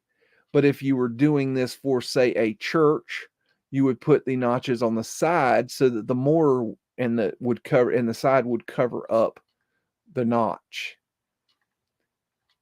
So I don't know how that helps us or doesn't help us, or if that's anything you give a damn about, but that's something I learned this week and I shared it. So there. And there's Fred for the Fred Watchers of America. And this is a funicular. And we have a people funicular here and a vehicle funicular here. And you could ride up and ride right on here, and they would transfer you up and down. And they even had them where they would transfer the trolleys up and down mountains. And that's the entrance. And I don't think this one, you can't see this one. I will show you something later. So remember this, we're going to go look at this area in the modern day later on in the show. But we're going to look at a different funicular. Not this. Well, we'll look at this one, but we're going to look at a different one. Because I want to. And we've got a pyramid symbology. And that's that. And we got Portland, Maine, circa 1904, Congress Square. We got cobblestone brick road. Got to check it for melt. And it wasn't. Sorry. We got Colonel Sanders in his black suit. He must be going to a funeral. Got Mudflood windows. Do. Got a big old archway, tourist fields. Let's see. Nice little trolley. Probably Pooper Scooper Man, lady in uniform. Do. Do.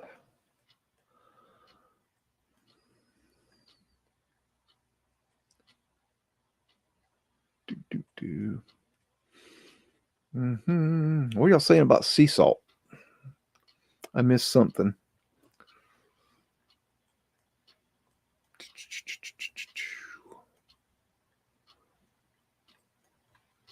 I need to get me some of that. Like, what's it? Is it Himalayan sea salt, Himalayan salt, or whatever? It's supposed to be good for you. I don't know.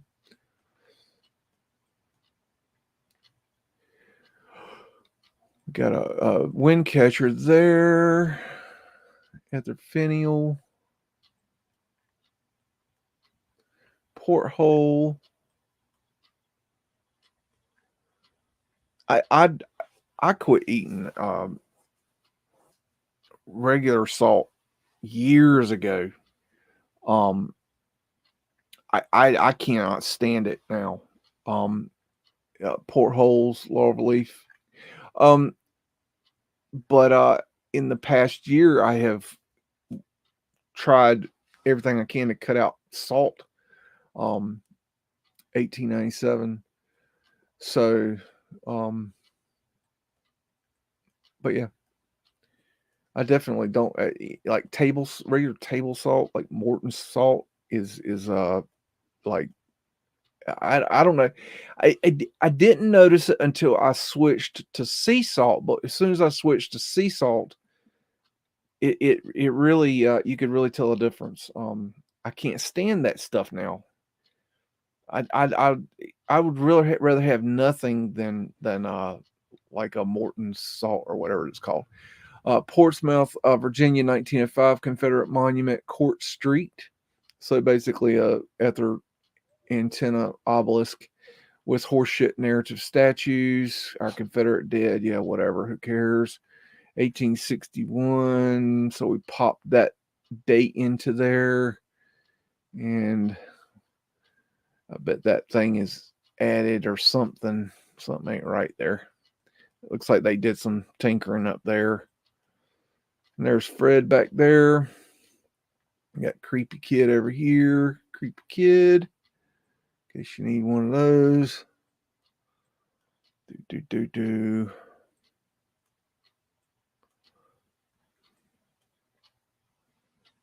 Looks like a mold for masonry.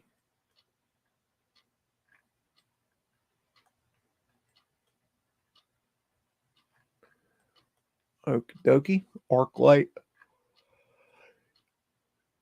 Got April 1942. Bannock, Montana. Old hotel, supposedly haunted Hotel Mead. Ooh. Okay. Damn, we got a stone marker already. That's kind of interesting. I wonder what went on here. It's really weird. That is creepy. Let's see if we can see a ghost in the window. Nope. Do. Like looking real close at the foundations.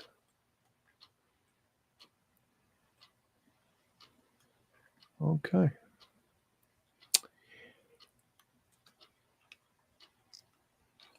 Public Library, Port Huron, Michigan, between 1900 and 1920. And we got Mudflood windows on the bottom level there. Got some stained glass.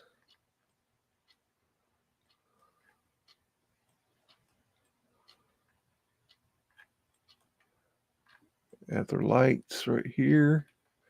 Phoenician, I'd say Phoenician scales, like fish scales. Scrubbed cartouche. Torus fields, flat earth asterisks.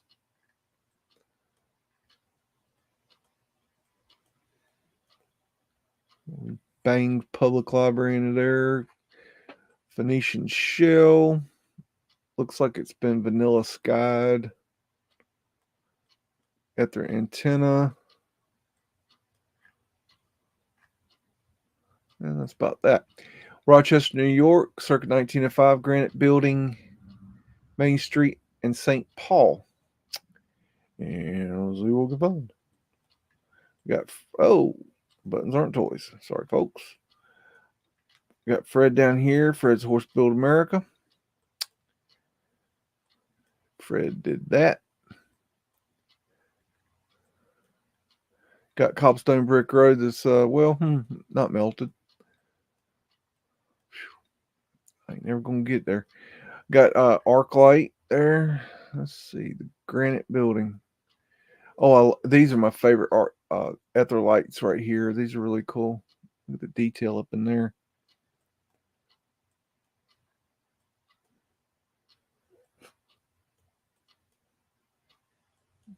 There might be pavement light right there.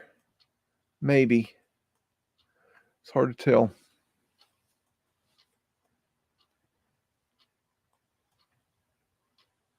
And there, I don't know. It's hard to tell. It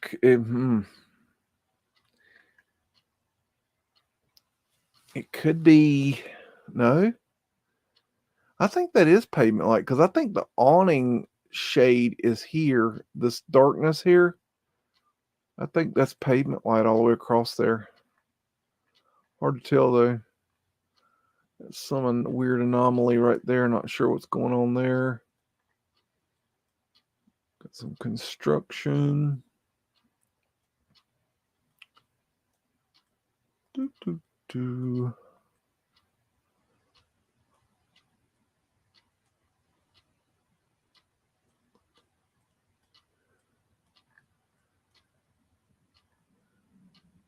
Torus fields. Pretty. Diamond symbology. You have Daydreamer here. Phoenician wave.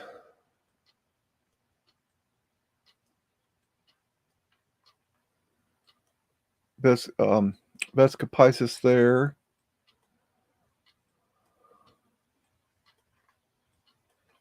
Torus field. Florida Lee, Phoenician shell.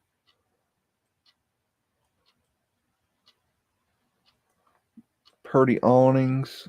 Love a good awning. Tartarian lions all the way across the top.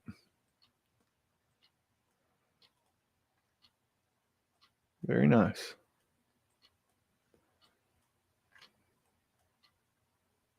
Gotta have your lions.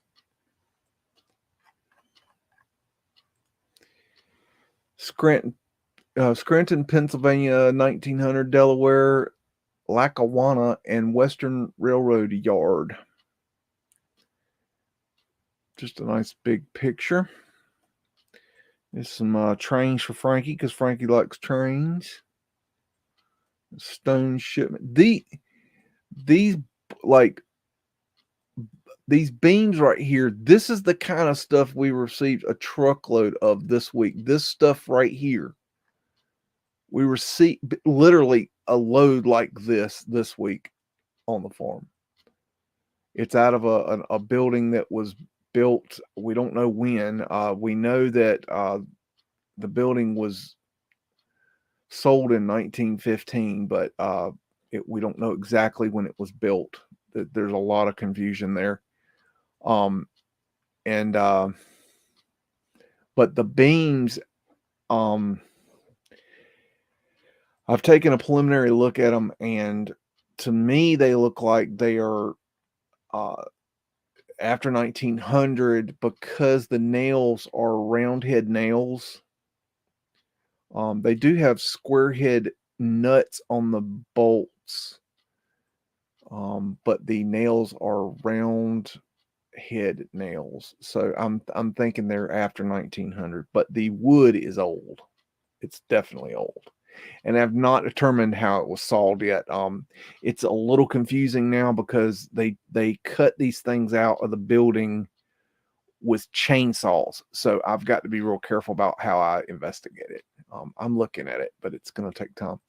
Arc light, more trains. Hello, Oz Beast. What's going on? Do do do.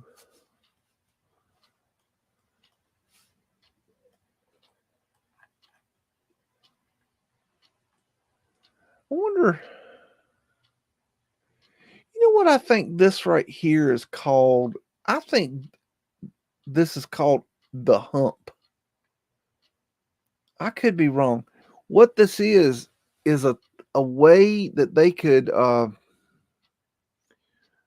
drop a train down what's called the hump, and it would roll down to the next car. And they called it the hump. And there's cars that'll say on the side, "Do not hump." And what that means is that you don't want to hump them, because if you got people in them, if they're a people car and they're in that they the jolt when it hits the bottom is pretty powerful, and it could hurt somebody. It would knock the hell out of you. Look at that building back there. How you like that, Frankie?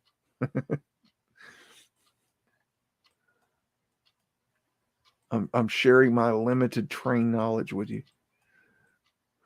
Frankie's probably laughing his ass off right now. At their finial, at their antennas, here, at their finial, at their antenna, there and there.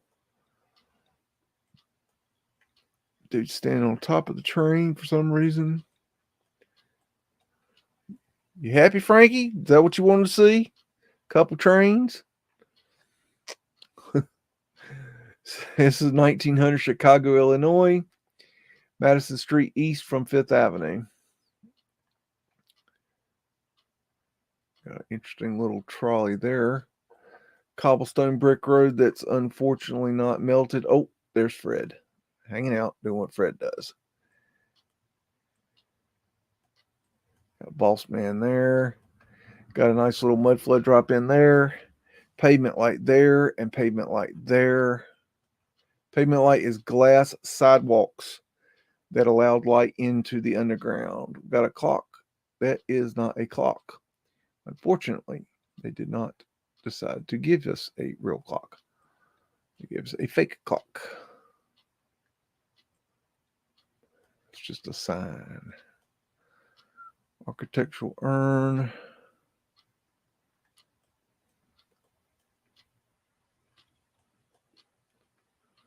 Doo doo.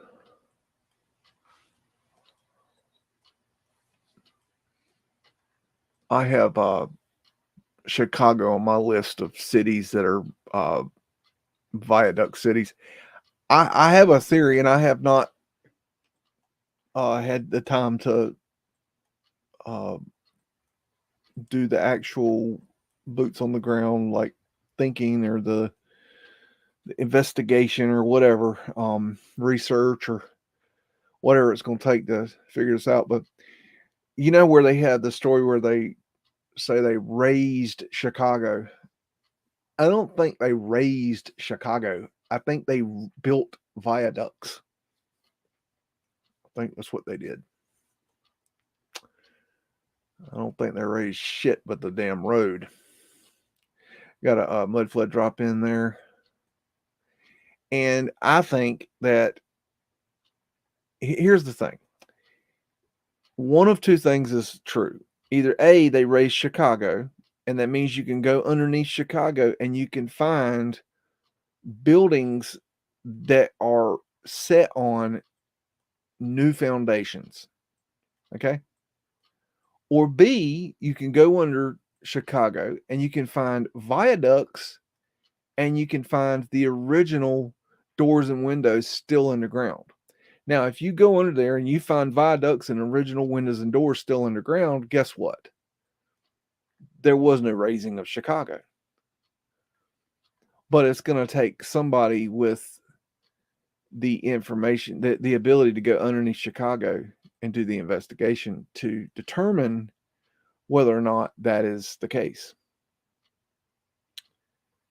And yep, Chicago was probably done in stages, correct?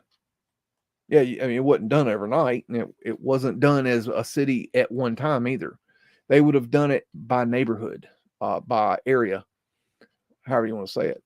It would have been done in a staged operation of, we're going to do this block here, and then we're going to do the next block. And like they did in, here's how they did it in Atlanta. They did the main roads one direction, and then they did the side streets. So they had a time period where you could look. There were no side streets. I mean, there were, but they were down in the ground. They were below. They were underneath the viaduct, but it was open, and you can see the old pictures where the viaducts were open. But now, if you look, they're streets. They're viaducts. That's how they did in Atlanta. I'm not saying that's how they did it in Chicago, but yeah, everywhere's different. You have to study each location differently. Springfield, Massachusetts, Merrick Arch from Maple Street between 1900 and 1910. Got a cobblestone brick road that is not melted. Sorry. One day I'm going to find it. It's like a unicorn, but I will find it. Check out this rose window. That's wild looking.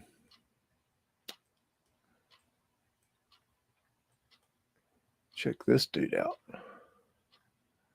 He looks like a real asshole. Okay. Do.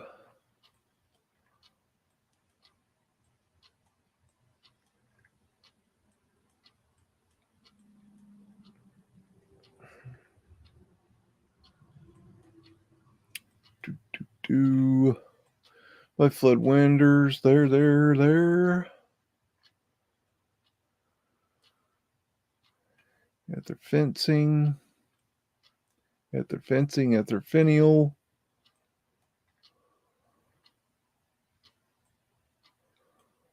At their finial. At their antenna. At their fencing. At their finial. At their fencing and at their finial. Right there. Those are cool.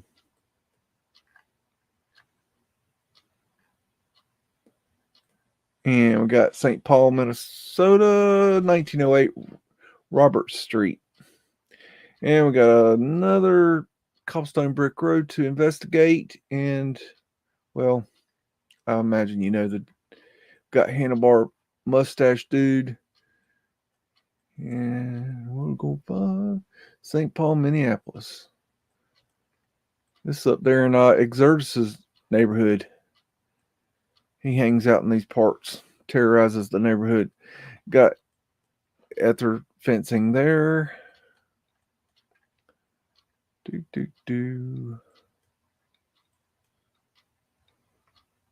Payne's Cat Boss Man.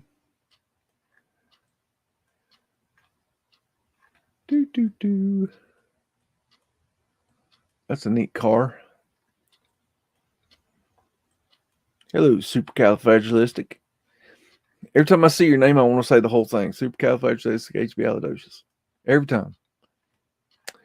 You got prism transoms here. Dog tooth.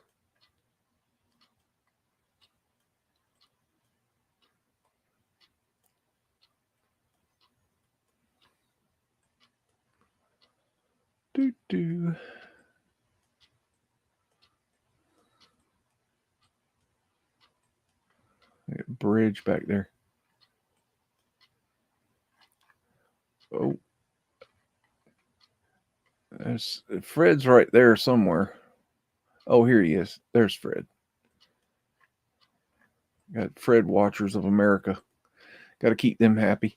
We got the stenographer's room, Leland and Falconer. I don't know. Whatever. Manufacturing company, Detroit, 1903. And just a nice interior shot. See what's on the desk. Got a moon rock. I believe radiators are old world. Just an opinion. International correspondence schools, big ass Tartarian buildings.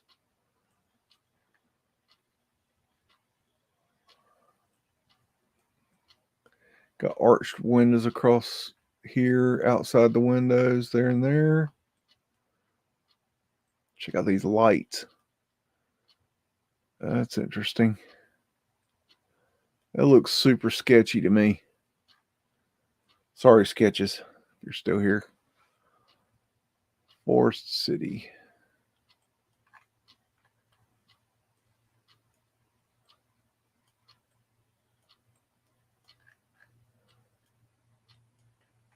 Horseshit narrative. Check out that. Now that's a cool typewriter. Look at that. Now that would be a cool thing to have right there just for a showpiece. Old boss man gave me a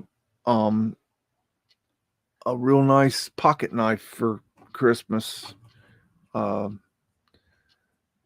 with his company logo on it.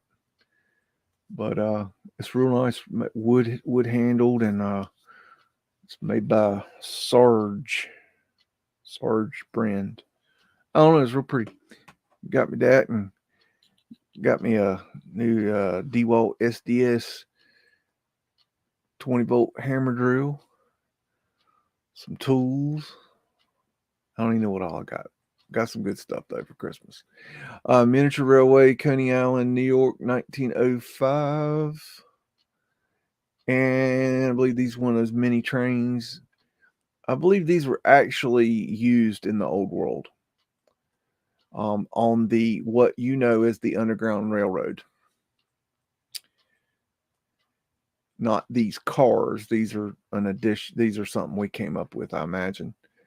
But these trains, and maybe not even this specific train, but they had many trains that went in the Underground Railroad.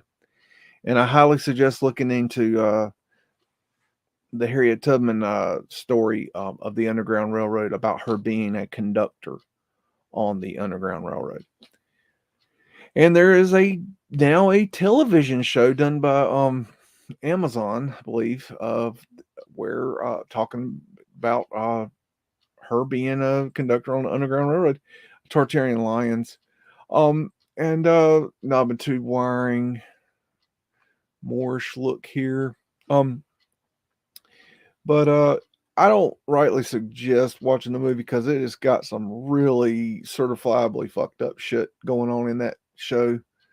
I watched some of it, and I just quit watching it because it really has some bad shit going on in there, and it was just so negative I didn't want to watch it. But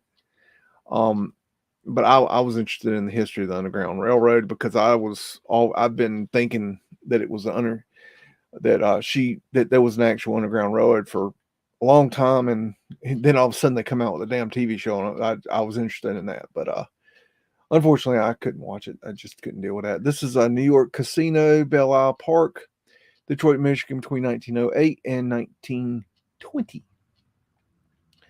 And we got 4 1s on the clock at the finials, arches.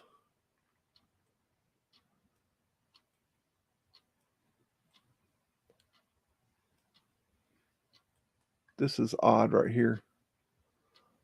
This is strange. I don't know. Something's weird there. There's Fred. That's weird right there that they would put these windows there and then build the dirt up. I don't know. Strange to me. I don't know. Whatever.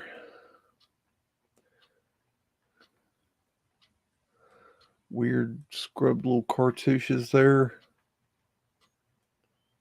Some kind of weird thing there. I don't know what that is.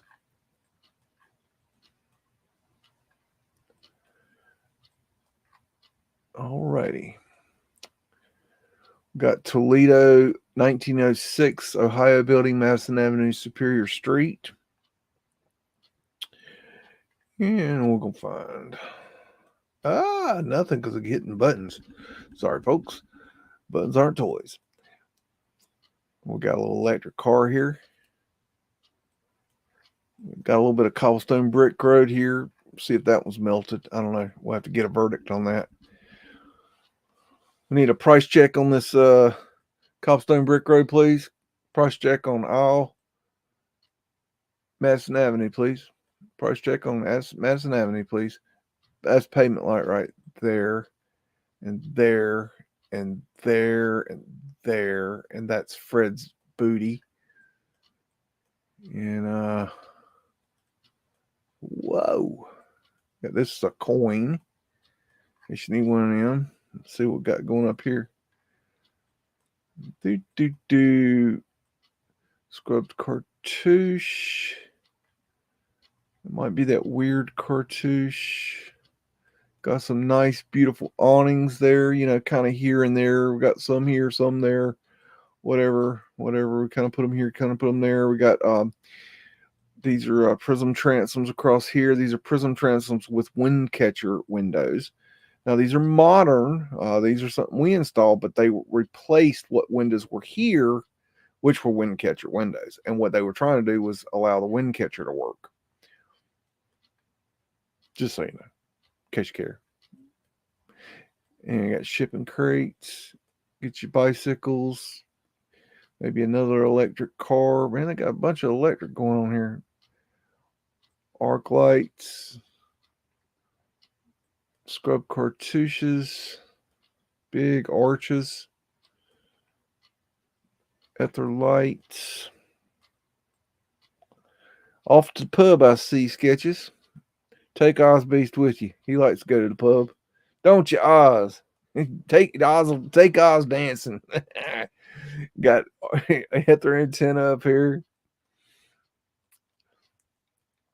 Do do do. Do do do.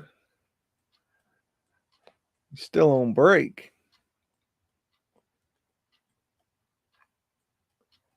That's right. You get 3 weeks break, don't you, Oz? Was it 3 weeks? Three weeks. Utica, New York, 1910. Katina Apartments, whatever. Upper Genesee Street.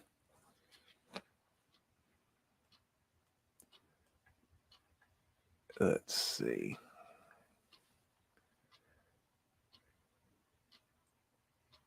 Nice stonework. Kind of hard to see through the trees, though. Dog toothing, ether finial.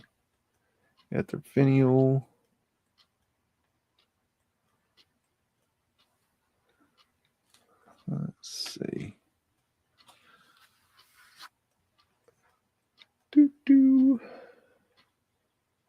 It's a neat area.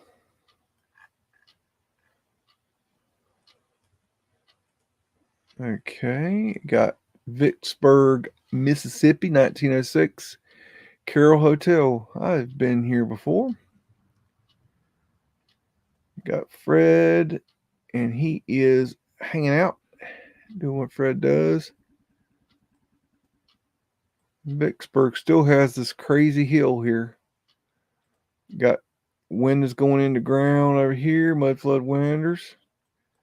I mean, look at this. Does just that make any sense at all? No. None.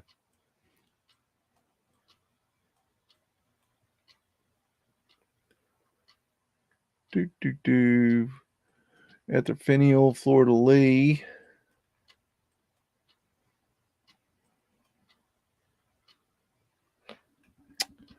The page says Utica, New York State. What did I say? Let's see. Arch windows. Ziggy Zag. That reminds me of was it Conspiracy RS talking about the Nephilim and his zigzag pattern?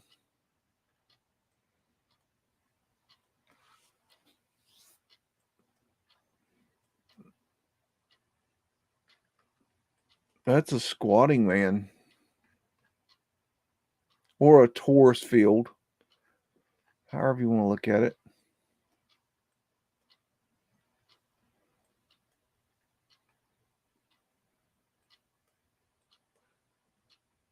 Let's see.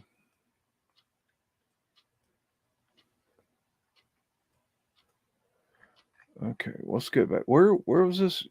Utica, New York. Yeah, right here. Y'all see that? Utica, New York. I don't know. I missed something. Somebody talking about something. I don't know what we're talking about. Washington, circa 1913, District of Columbia Mail Depot. So this is the post office. So Fred would back his ass up here, and they would load him up with the mail, and his Pony Express ass would run down the road with the mail. So this is, yeah, post office. You mail your letters there. You know, those things you put stamps on at their antenna. And we definitely need this as the post office. These arches for, you know, the post office that's never made a dime up until recently. I think they have made a dime at this point. Look at all the Freds lined up. I was joking about Fred backed up. I was joking about Fred backed up. I did not even see Fred backed up. He literally is backed up. That was a joke, y'all. And I have been found that my joke was true. It was a joke. I was joking, but it wasn't a joke. Damn. Got Mudflood drop in right there. Got Pooper Scooper Man there. Got Ghost Man here, which is weird.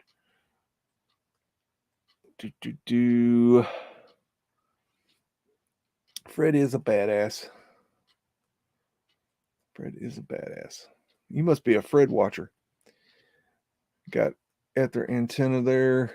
Fred Watchers of America. That'd be a t-shirt. Porthole. Another porthole. At their finials, at their antenna. 4 1s on the clock. Clocks are expensive, but we got them all over the place. That's a wind catcher at their finials.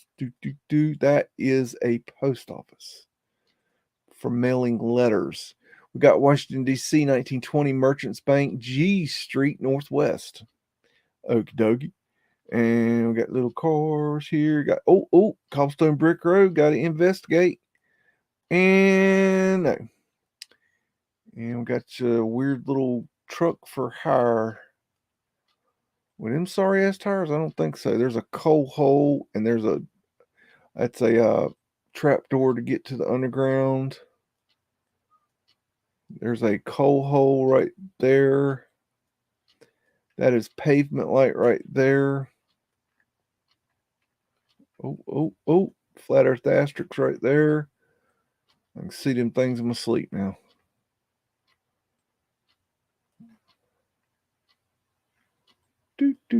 Taurus fields. Masonic checkerboard. Phoenician waves.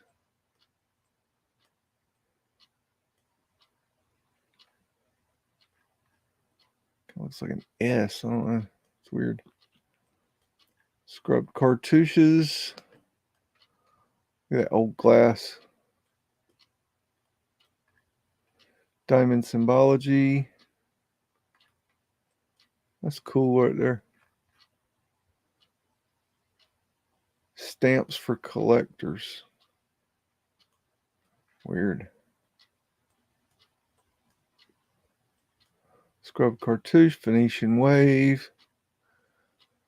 Almost looks like a little Templar cross there.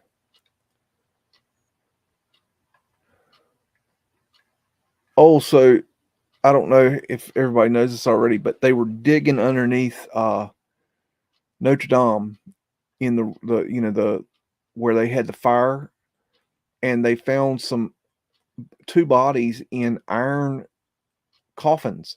This is wind catcher windows, and in the I don't know if it was both of them, at least one of the bodies,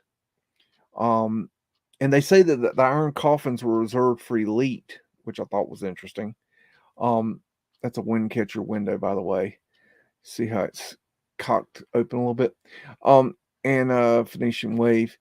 And the one of the bodies, at least the circumpunct symbol of the creator, one of the bodies at least had an elongated head. And this is underneath the Church of Notre Dame, and nobody knew they were there. And they don't know who these people are. And I think that maybe one of them had a tag or some kind of inscription. But anyways, this other one, it was an elongated head. Of course, they gave the whole, they would wrap the head up back. Come on, people. Who the hell believes that? This is Washington, D.C., by the way, Washington Monument. And we got the as above, so below going on. And so that's really a really cool picture. I just thought that was just super special right there. Very neat. And just a little factoid, there's a 13-foot version of this buried on the property in the outer regions out here somewhere, and it's underground. It's 13 foot tall, a miniature version of the Washington Monument. There's a smokestack that's not a smokestack. So anyways, I just thought that picture was pretty cool. I thought it was neato, as they say. So we're going to stop the screen. I am now out of the focus. I don't think it really matters because this camera has gone wackadoodles. I'm in the Matrix tonight, I guess. Oh, well, I need to take, what am I doing? I don't know. I'm hitting buttons. I don't know what I'm hitting. Okay. I'm going to take a little break here. If you don't mind, I'm sure you don't mind. I mean, if you do mind, I don't know what to tell you. Still gonna take a little break. Just question is, what do I want to show you? Let's see. I tell you what, I'll show you this. Just because it's I didn't get to show it. This is a music video I made for a friend's band in the '90s. And we made it. It didn't. We were on a low budget. It was very low budget. We tried to shoot it on, I believe we shot it on 16 millimeter, and it was just we got too artsy with it, but it was still fun to do. We were real proud of it, even though it's not the greatest quality in the world. It's something we made, and so I'll share it with you guys. This is the band The Velt. Album is Love at First Hate. The album is on my channel. It's the first videos that I ever put up on YouTube, and the song is Sigh.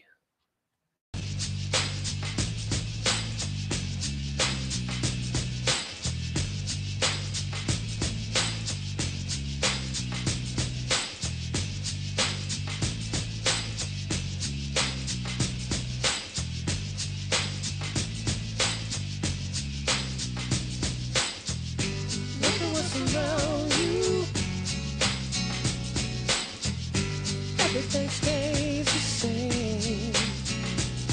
Forget the one that hurt you.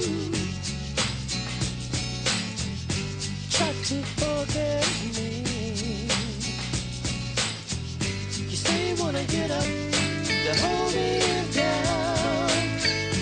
Turn on and wake up, standing back, holding the key. The blood is bleeding now. Everyone's so down now.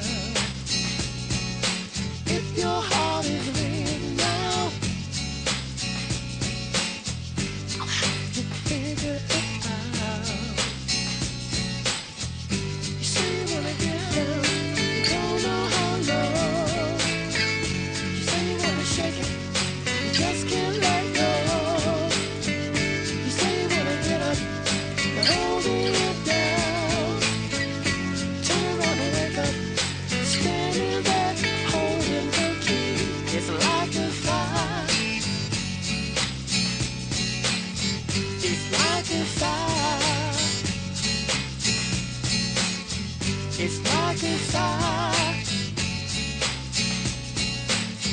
It's like a sigh. Well, yes, yes, yes.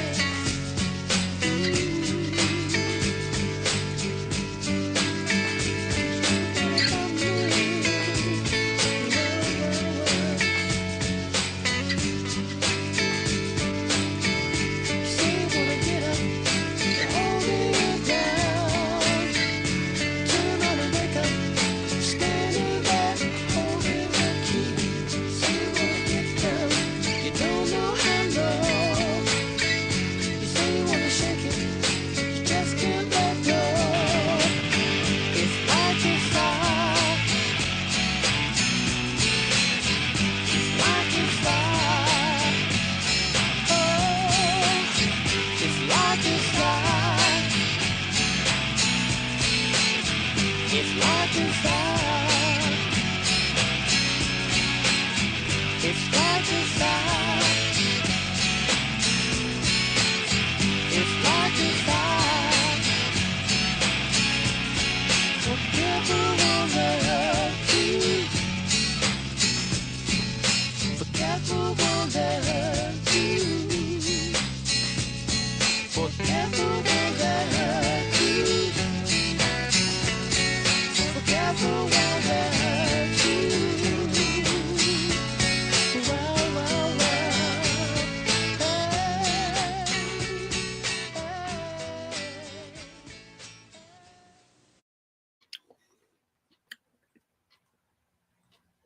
Hey, Okay, we is back. Hope everybody's doing okay. Let's see. I was gonna show you guys the video I took of the goats. Let's see. Here you go. These are the Christmas goats. We had 6, and would you get out of my face? Thank you. We had 6 goats, and 2 passed away due to we had a very bad cold snap we were not prepared for, so we lost 2. And here's the 4. You're on camera. Action. Talk to me. Bah. Say something. What do you do? Bah. Is that what you do? Say hello, baby goats. Hello, baby goats. There you go. Talk to me. Talk to me. Hello, baby goats.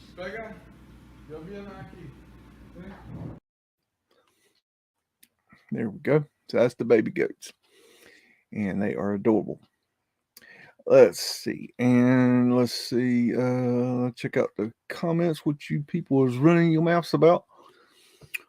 Y'all got any questions?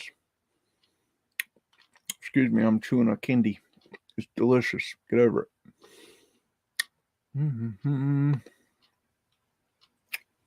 There you go. Lead caskets, yeah. And correct me if I'm wrong. Was the queen just buried in a lead casket? I'd like to know that, if y'all know that. Very interesting. Let's see. Rome rules the world through the post office. Well, they ain't making no money, though. I don't think they made any money until recently. How you going to run a business and not make any money? That's crazy. Aside from the hygiene issue, was life better back then? Better back then than better now than it is now. Aside from the hygiene issue, I imagine there was things that were good and bad, like there is today. There's a lot of good in the world today. A lot of bad in the world today. I don't think we've ever got it right. I don't think we've ever had a utopian society. I don't know what's going on with this camera today. I'll have to work on that. Some days it works fine, and some days it don't. And I don't ever think about it until I sit down and do this show, and then it goes wacky doodle. Mm-hmm. I'm just reading back through your comments. Mm-hmm. Oh, that's a good question. Yep. Ozbeast is definitely a Fred Washer of Watchers of America member. Mm-hmm. My name is Ozbeast, and I'm a Fred Watcher. Mm-hmm. My boss man, he's gone to South America. What's today? Wednesday. He left yesterday for 3 weeks to go to South America to tour the ruins. He's going to hop from area to country. He's going to Ecuador, Honduras, Guatemala, several other places. He's going to hop from place to place and view ruins. I told him to watch out for headhunters. Ain't no damn way I'd be going. He's not going to normal touristy places. So I don't. Good luck. Godspeed. Oh man, there you go. Squatty Man is a Taurus, like our torso is a Taurus, with the limbs pointed back into the body to represent reciprocal magnetic field. Correct.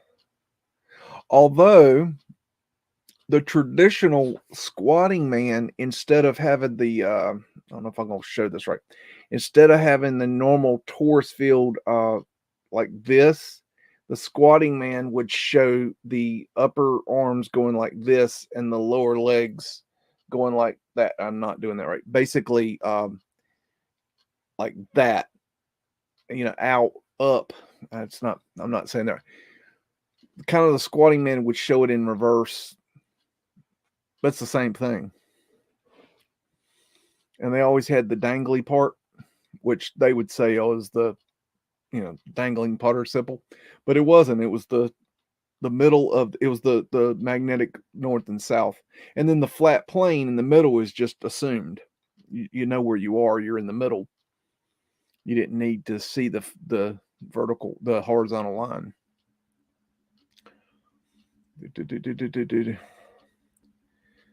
I was at government center today. Took the elevator to 24th floor. Upon leaving, I took the elevator back down to ground level, which came right after level 7.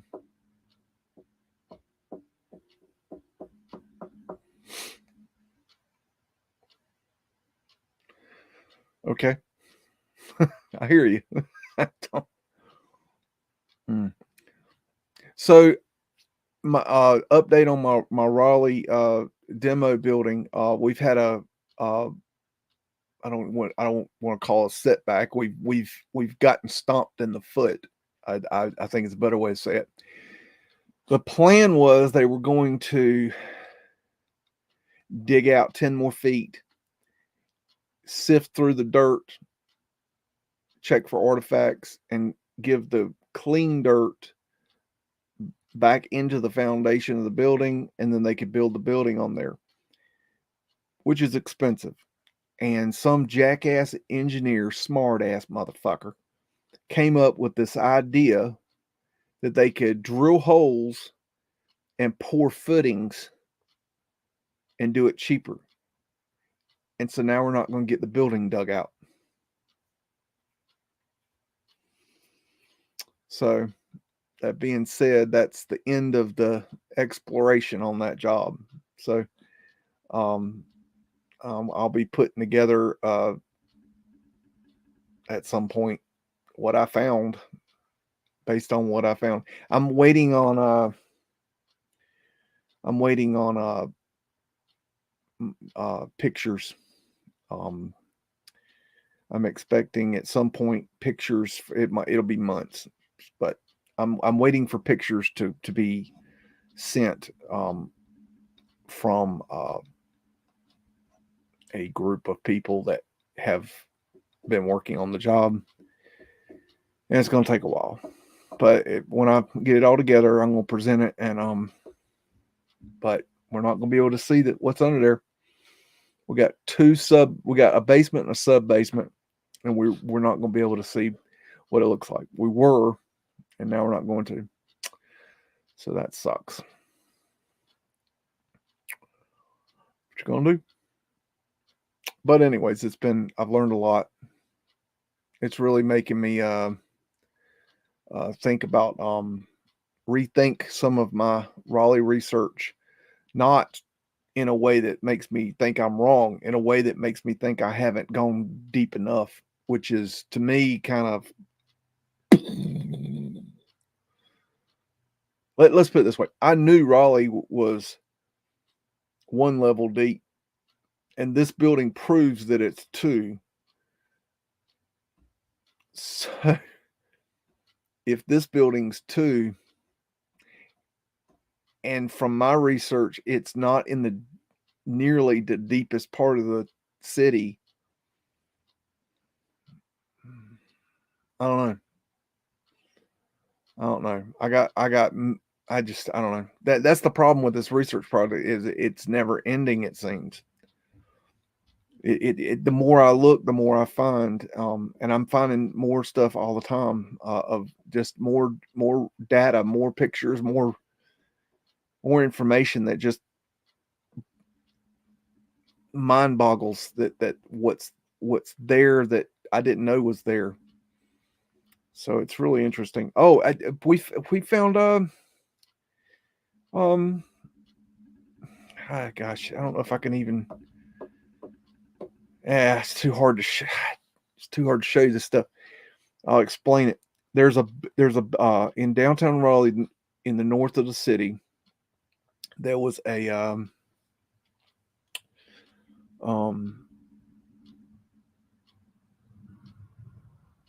building called the Seaboard Railway Building, Seaboard Coastal Railway Building, or something like that. And it's now moved. They lifted up. It had a mudflood level under it that they found, but when they moved it, but they moved it down the road, and because they said because they wanted more space for government buildings, which they never built. And then now today there's a burger joint on the location, and my demo guy he went to that site this past week, and they were I don't know if they're demolishing the building or something. They're doing something to the area, and not where the building was, but just south of where the building was, on the same property of the building, they found 10 feet below grade a well, a stone well, and they're actually doing archaeological excavation of it now. So they dug down. Nobody knew this well was there, and there's this well, stone well there. It's just, we're finding stuff underground. It's just incredible. And I've got this guy. He's a major demolition man, major.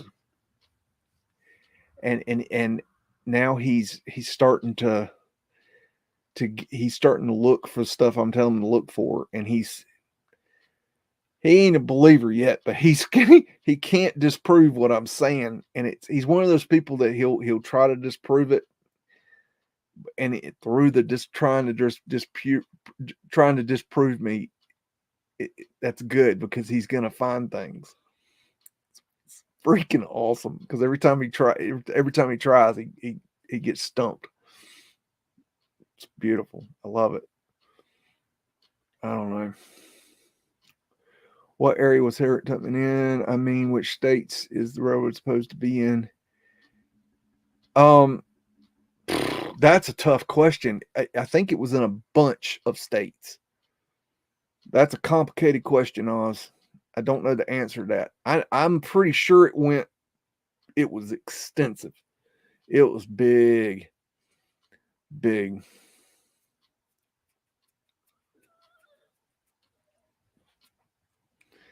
And no, I was joking, dipshit.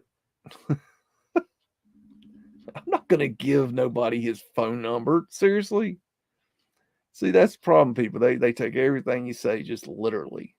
Just absolutely literally. You don't know a joke when you hear it, man. Come on, man. Jesus. Damn, dude. I've seen you say some dumb shit before.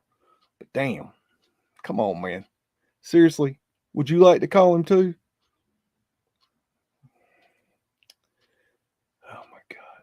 Stairs from ground leading up to ground floor. Underground rail was probably part underground that connected the star forts. I never thought of that. I don't know. That's interesting. I hadn't put those two together before. I don't know. Yeah, there were Turkish baths everywhere. I think Turkish baths is just a horseshit. Like they had these baths everywhere, and they gave it this Turkish bath name to just because it was, let's make it sound exotic, because it's certainly not an American kind of thing. Let's see. Let me get back down here.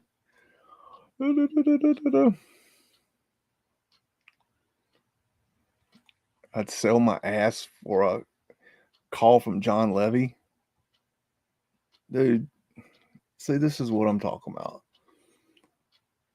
You know, it's shit like that it's shit like that I'm talking about. Fuck the dumb shit 2023. Fuck the dumb shit 2023. I ain't fucking around, y'all. Too tired of it. Hey, Kimmery.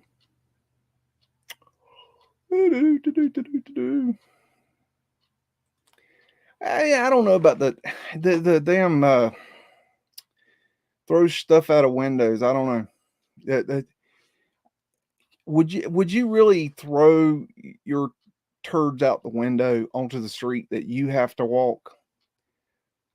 I've never really believed that. I don't know why they say that narrative. I don't really believe that narrative.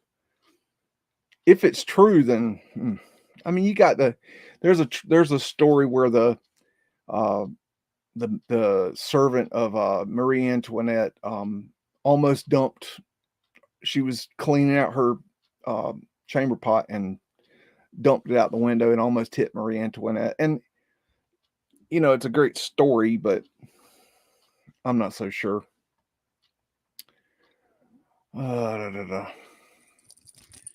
Awnings were put up so people could walk around and not get hit by the stuff people threw out the windows.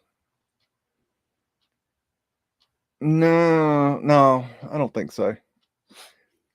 I don't think so. I think that the awnings, they had a real problem with when the sun came into those buildings at the front, it would be very bright and hot, especially during the summer. And it really made a difference in the cooling.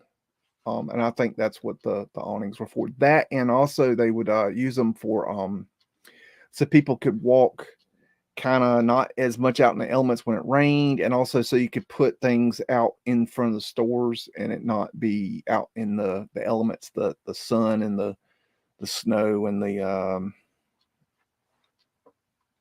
heat and stuff like that. I don't think that, because the awning, if you throw something sharp, it's gonna go right through an awning. I don't know. So much history has been hidden from us. Do you think they will ever come clean and tell the truth? Well, they have this belief that they have to tell us the truth, which, I hear all the time, if Tartaria was true, there's no way they would let everybody talk about it all the time. Maybe that's the reason that they let us talk about it, because they want us to know. They need us to know. They have to tell us, and they put it out there somehow, because they needed to tell us. And it's also kind of obvious once you see it. It's like, oh yeah, something's wrong with these buildings. Yeah, something's not right. But, as for coming out and like verbally saying, yes, we did this and this is what now, I don't think that they don't do that. I mean, they're not obvious about, they're not that obvious. And if they are that obvious, they only tell you a little itty bitty piece here and a little bitty piece there. They don't ever put it all together in one big truth bomb.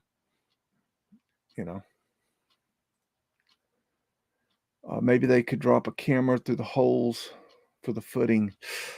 Oh,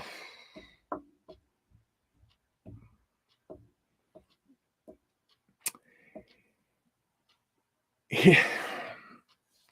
Answer is yes, but at the same time, no.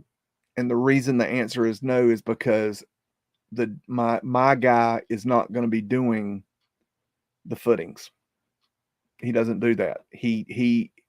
They have a contractor that is going to be building the building. They're putting up I don't know, he told me it was a 20-story building or something on this thing. It's a big building, okay?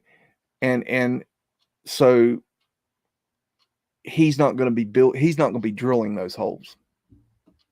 We're out of the game at this point. There's no, we've done what we can. We've documented what we can. Billy Philly has gone out there. Go subscribe Billy Philly 22's channel, by the way, and watch some of his videos, and encourage him to get his ass out there and do some more boots on the ground.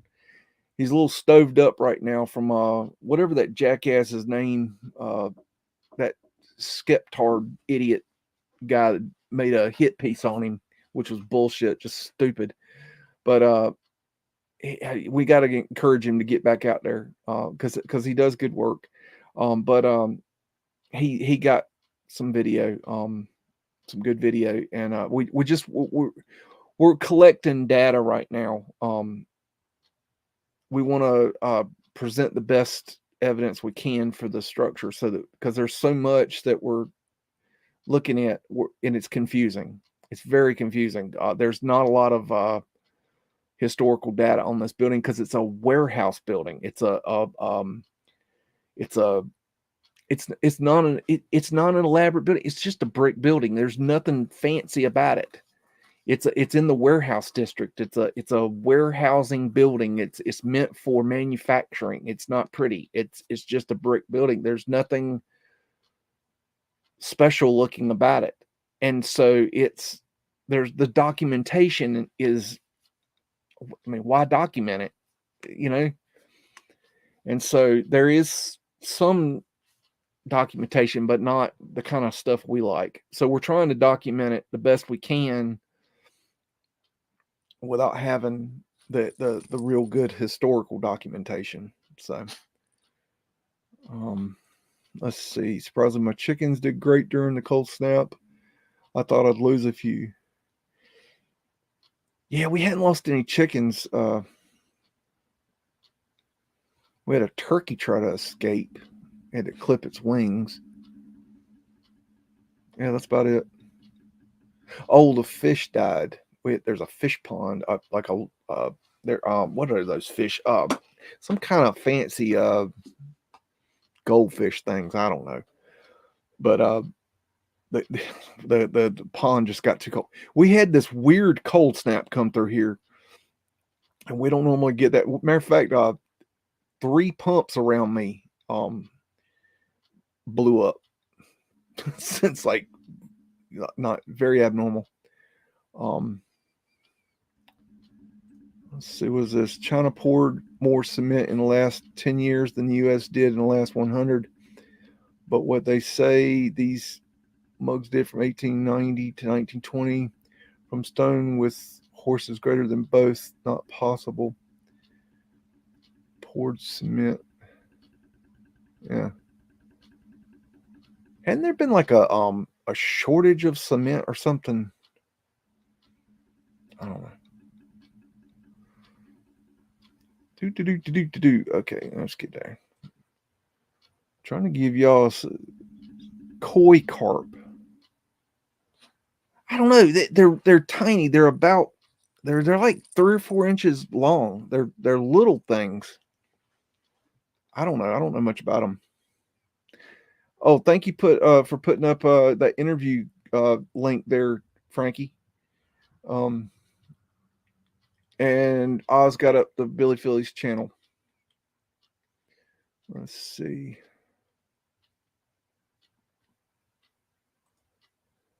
Also, dress up any business. Don't see much of them anymore.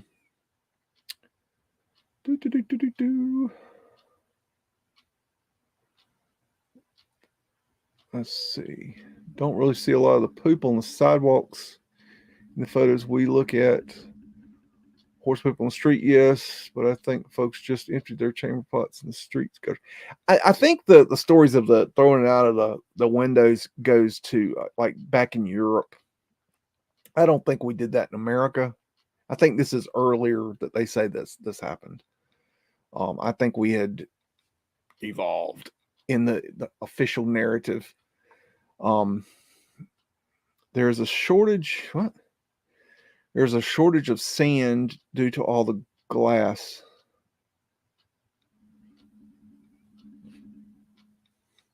What does that mean? Shortage of sand. How can you have a shortage of sand? I'm lost on that one. Okay, let's see. Let me oh, okay. I wanted to share something if I can find it. You think I can? I don't know. I don't know, boo-boo. Oh boy. Oh, okay.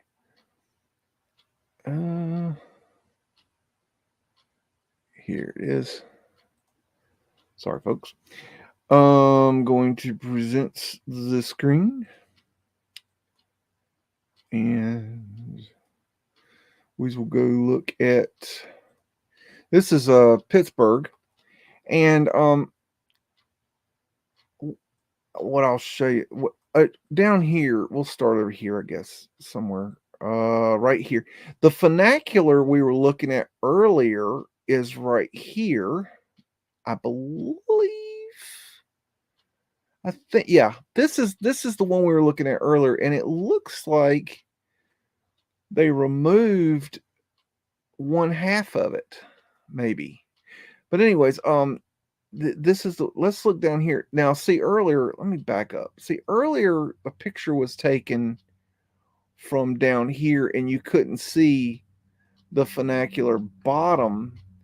But if we get down here, we can see the old world funicular bottom, which I think is cool. And let's see. Oh, we can't see much from that angle. Let's see. See, there is your funicular. So I wanted to show you that. I want to go look at this building here just for giggles. Okay. Google's messing up there. All right, that doesn't look too interesting to me. Although that one does. Wait a minute. Oh yeah, look at that. That's pretty. I'm going the wrong direction, but that's okay. There's flat earth asterisks. Oh, let me see. Oh, let me hold on a second, folks. Let me there you go. I know y'all gonna be bitching about that. That's okay. Oh, wait a minute. Bear with me. Let's see. Let me get my act together. Okay. Okay, silica is needed for glass production. There's a shortage of silica. How can there be a shortage of now? I'm really asking. How can there be a shortage of silica?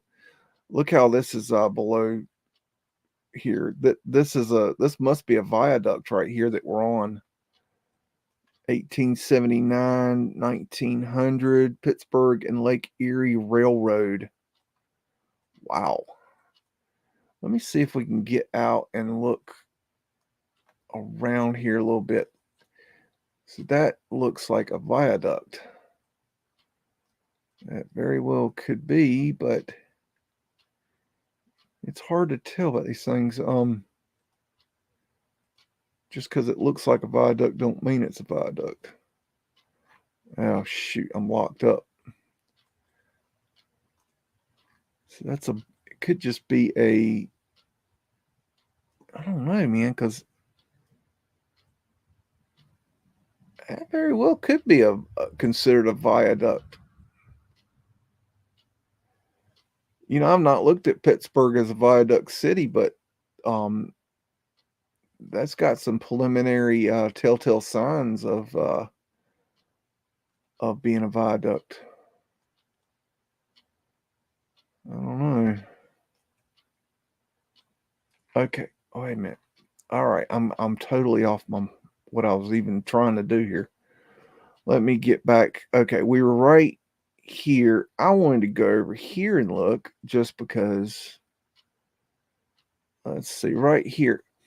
I ate dinner when I went to Pittsburgh and had a fine meal in this little restaurant. And I don't know if it was called this at the time, Atlas. I don't know, but we had a nice meal in this restaurant right here.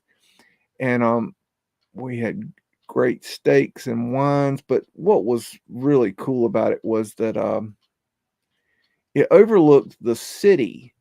You can't really see it from this angle, but the city's right here, and it just had a beautiful view. And what another thing that I remember was that there was a funicular right beside it. This is the top of the funicular here.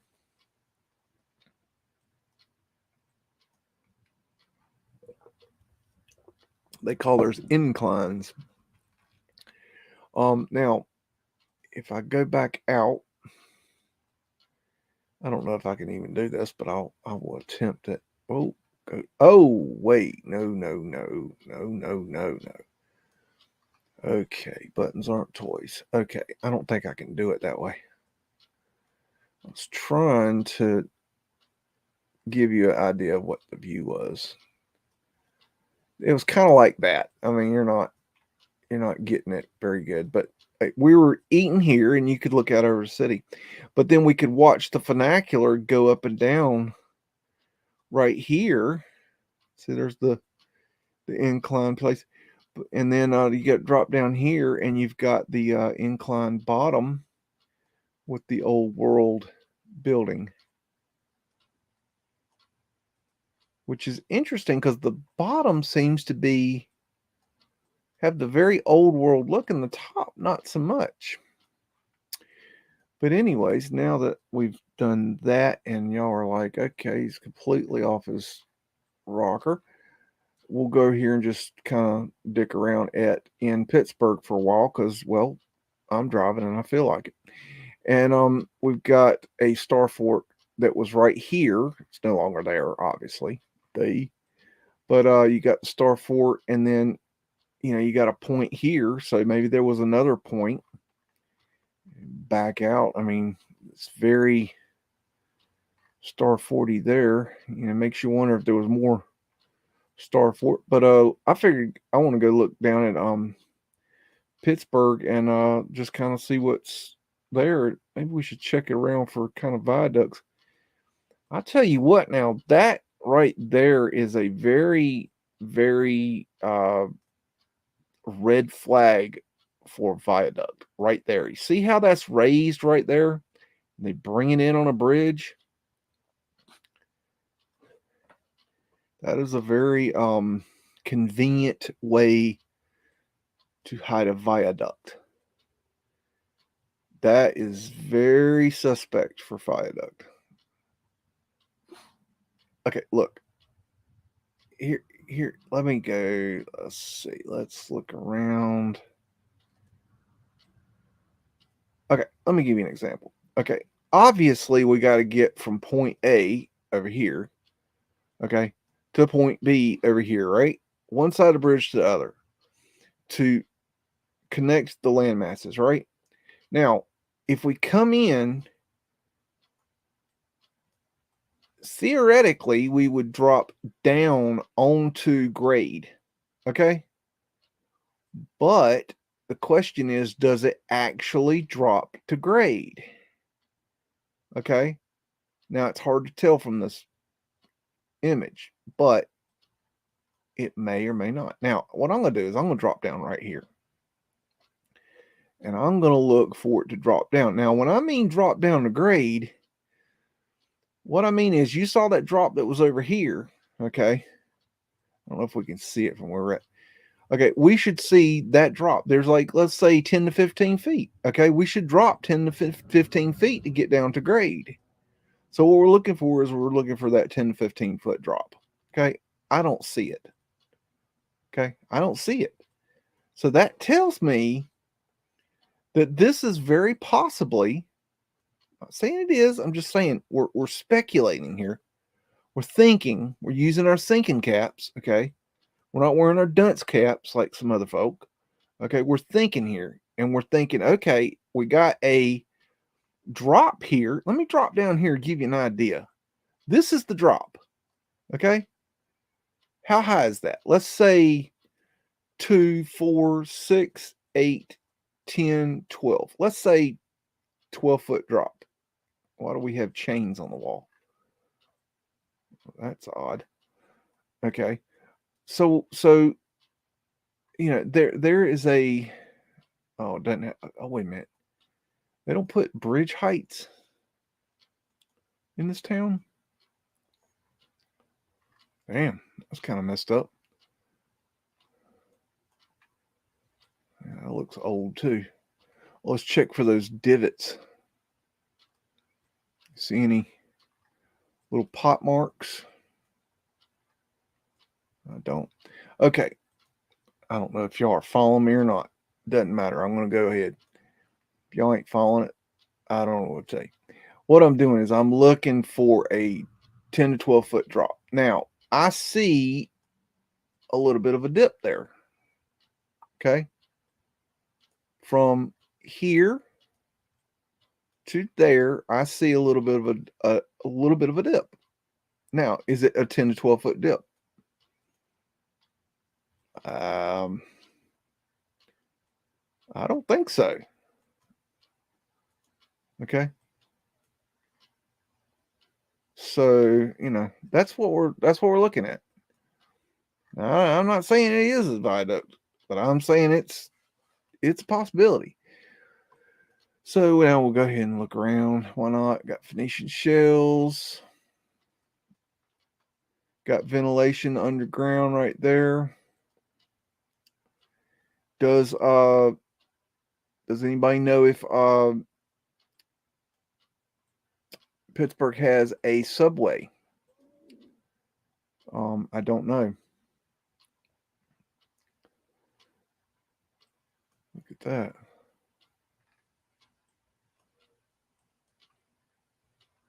It's old. The old world is still here, y'all. It's just a matter of knowing where to look.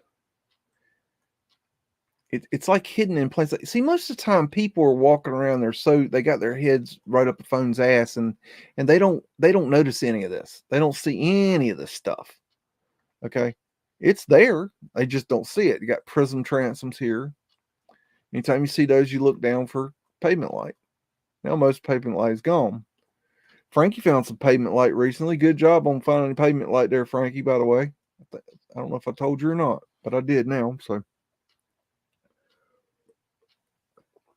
that's pretty. Trying to give y'all a good look at this stuff. Look at that.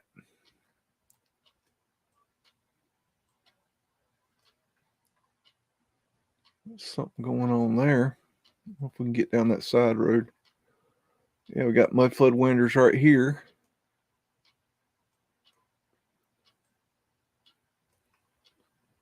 Let's see what got going on in here.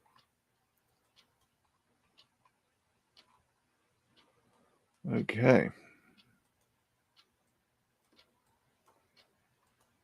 It's a good idea to check down. Whoa, look at that. What do we got there? See that, boys and girls? There's your old world.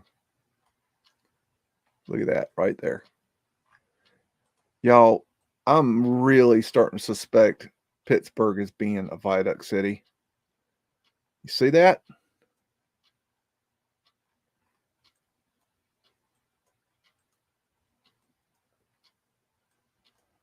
Look at that. How you like them apples?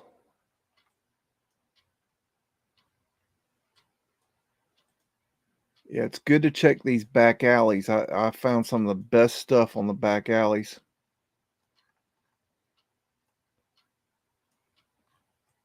All right. Oh, whoa, went too far. Okay, let's go find somewhere else to drop into. Let's go here.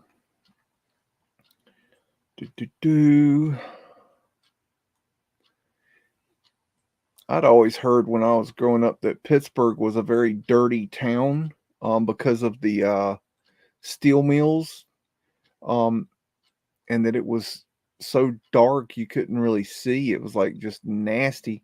And to be honest with you, when I went there the first time, uh, going to Pittsburgh, I was thinking, oh, this is going to be just a horrible place. And I really loved Pittsburgh. And there's that weird cartouche. So I've always had a diamond symbology. Ever since I've been there, I've had it's had a special place for me because it was just really, really surprising that it was as nice as it was.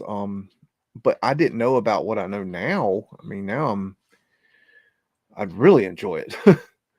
But oh, did we look at that? Yeah, we looked at that. Oh, I'm so lost. Oh, we didn't. We already went this way, didn't we? Oh, let's check these. There's something weird going on there. I don't know what that is. You got to look really close at these at the ground here. And you see that's a telltale sign. Look how big this stone is, and then look how it goes into the ground. So you know it's going below. I look at the most random things I know. There's a method to my madness. I promise.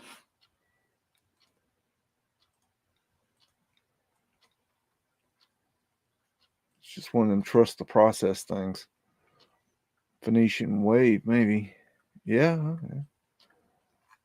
Give it that. Whoa, look at that. Oh, wow. Whoa, wait a minute. We got to get back. We missed something. Look at that.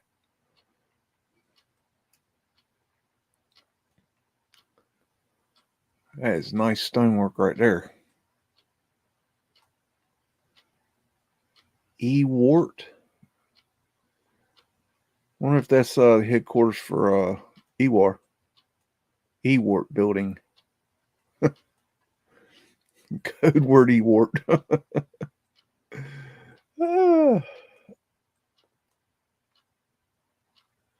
That's pretty.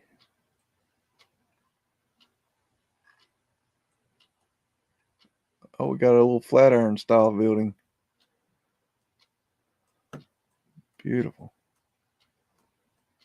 Oh, goodness gracious. Look at that back there. Dang. I don't even know which way to go, y'all. Damn. I have no idea. So much good stuff here. Unscrubbed cartouche, Phoenician shells, circumpunct. Oh, and this is something y'all need to realize is that the symbols are still being used today in our modern society.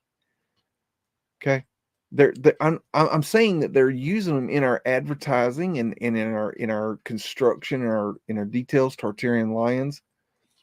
you can still look for the flat Earth asterisk. Just look for it, and you're going to start seeing it in everything. You're going to see it everywhere, and it's going to drive you freaking nuts because you're going to get annoyed at how much you see it.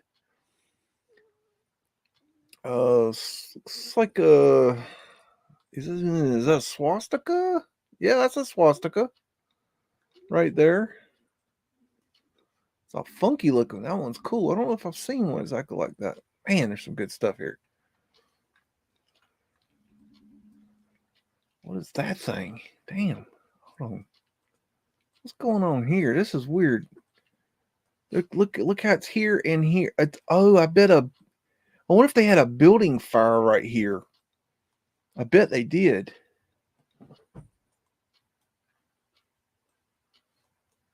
Oh, baby.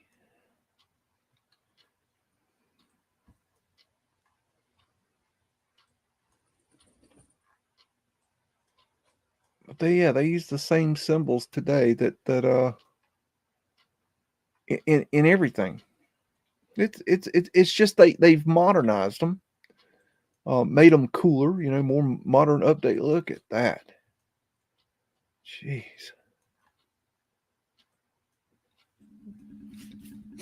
Pittsburgh is impressive to say the least.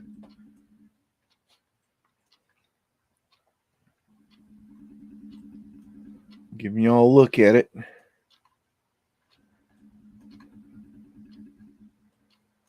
Let's see, which way do we go? Unscrubbed cartouche. Let's see if we can get a better view of that. Wow, look at that unscrubbed cartouche.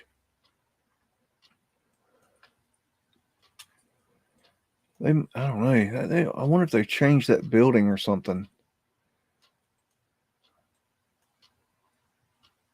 Phoenician Wave. Tartarian Lions. That building looks like it's been changed. That looks, I don't know, it looks different than it should, if that makes sense. A lot of detail there.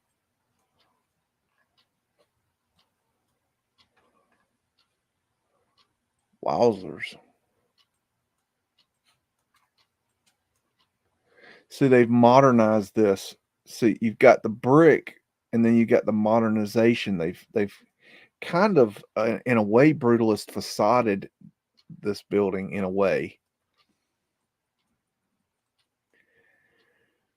I wish I could find the data I need for a brutalist facading video. I've been trying to find data for years to help people understand that, and it is very difficult. I need to find a daggone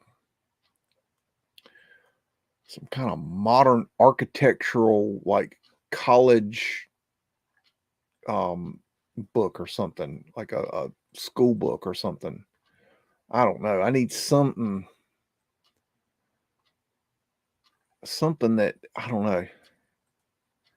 I have not found what I needed, what I needed to explain it. Have good data showing what they did. I want more data on why they did it, and the history behind it, and I don't know. There's got to be something that I can help explain it to people. I don't know.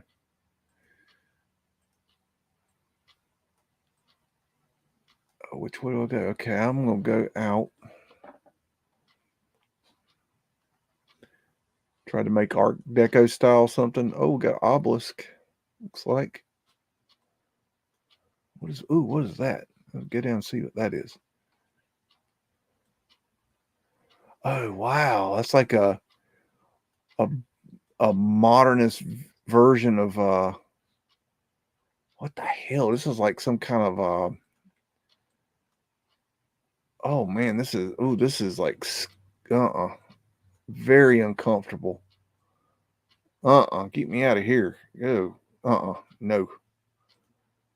No means no. Oh God, don't go back there. Oh, that's interesting. See that right there?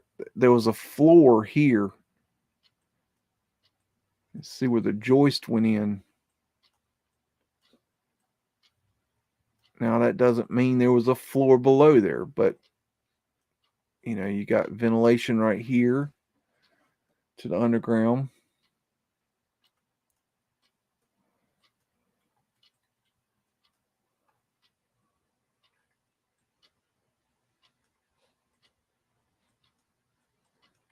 What you got going here? Got trap door to the underground. Definitely got some hanky panky going on right there. And not even very good bracing. They just hold the building together. Help hold the building together. Ooh, hello. That's like a circupunct and a flat earth asterisk in one. That's cool. Haven't seen that one before.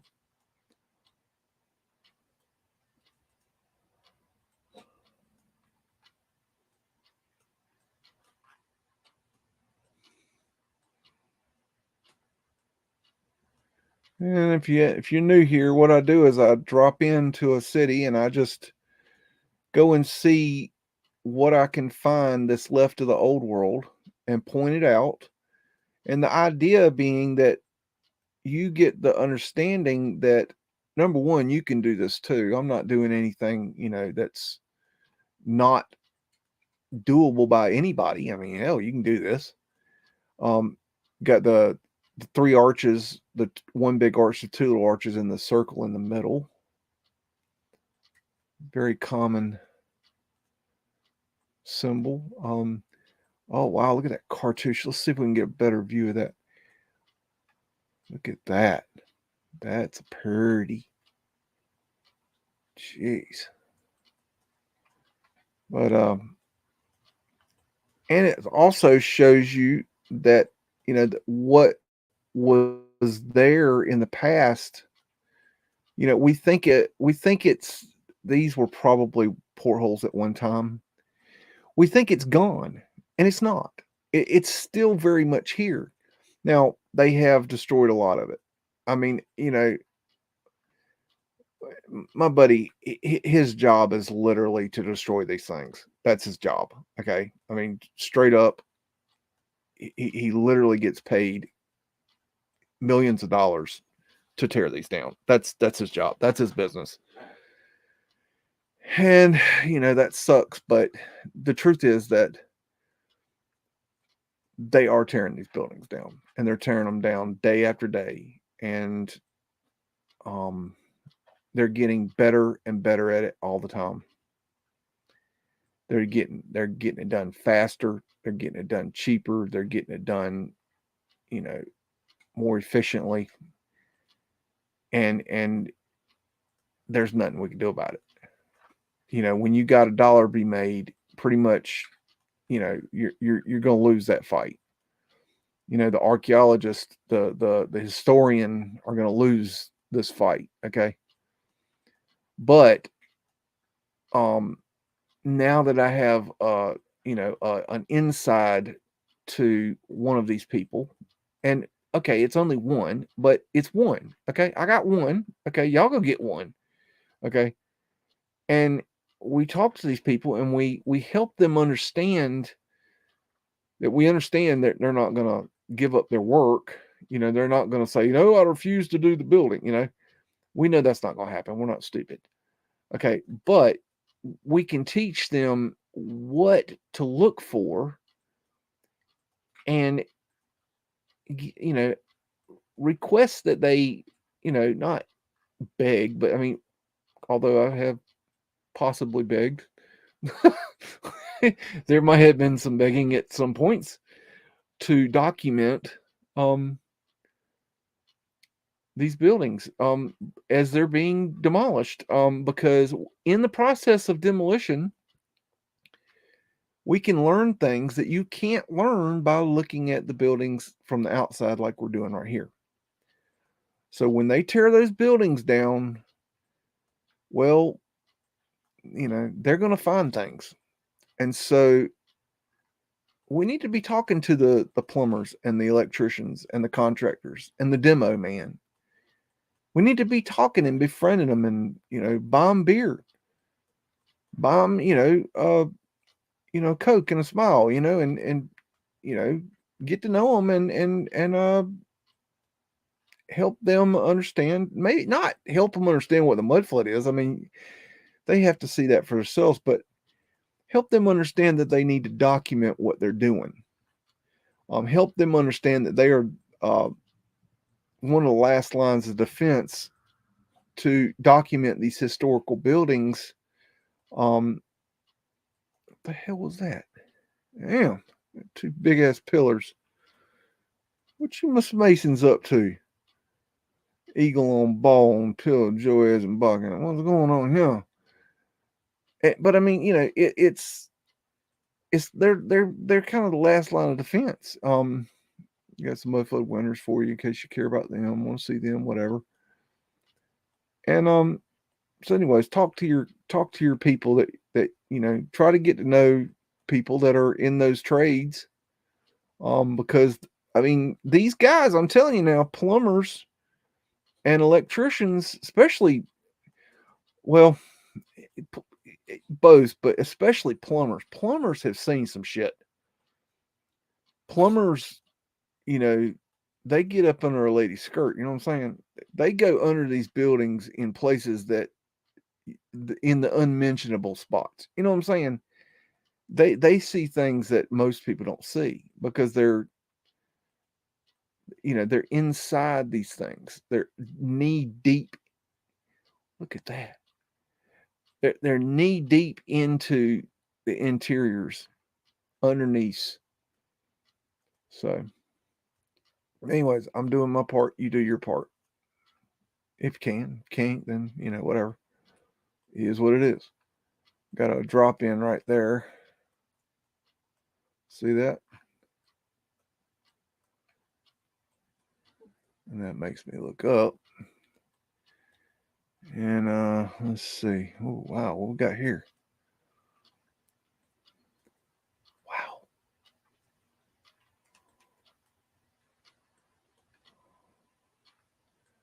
There's some nice buildings here. Jeez. I wonder what this thing's supposed to be called. Well, that's a church. Problem I luck is the damn library. You see any signs? Courthouse? Oh, this is the courthouse? Okay, all right. Okay.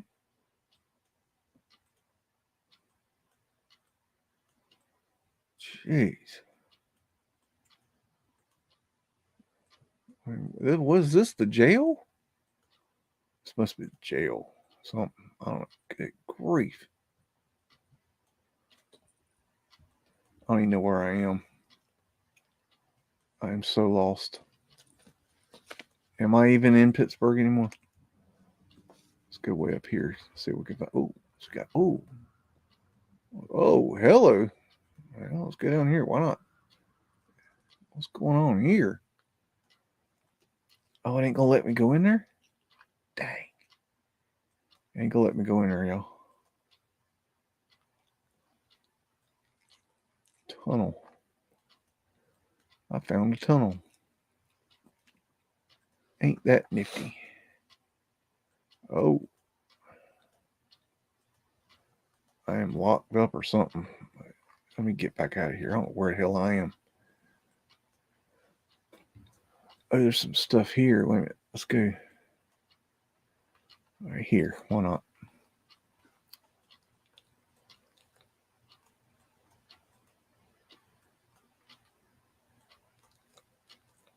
Fleur de Lis, 1904.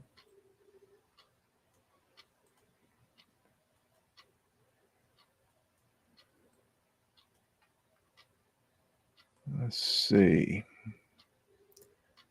Like looking at the construction, see if you can see under.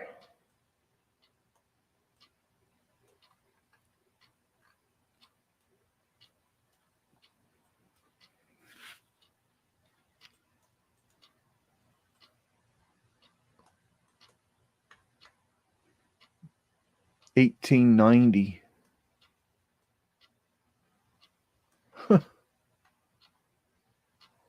Look at that. Look how it's got the knobby bits coming out. That's interesting. So there was another building right here. You can see the outline of the roof right there. Wow, look at that.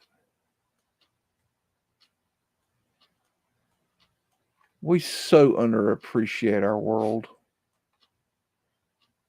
I mean, when's the last time you just walking around? I mean, I know you folks are. I'm talking to the ones that aren't doing this. Like, when's the last time you were walking around downtown and really looked? I mean, I know you were like looking for the store you were looking for, or just trying to pass through, or trying to get away from the bum on the side of the road that wants some change, and you don't want to talk to them. Although you probably should give them a little bit of coin, But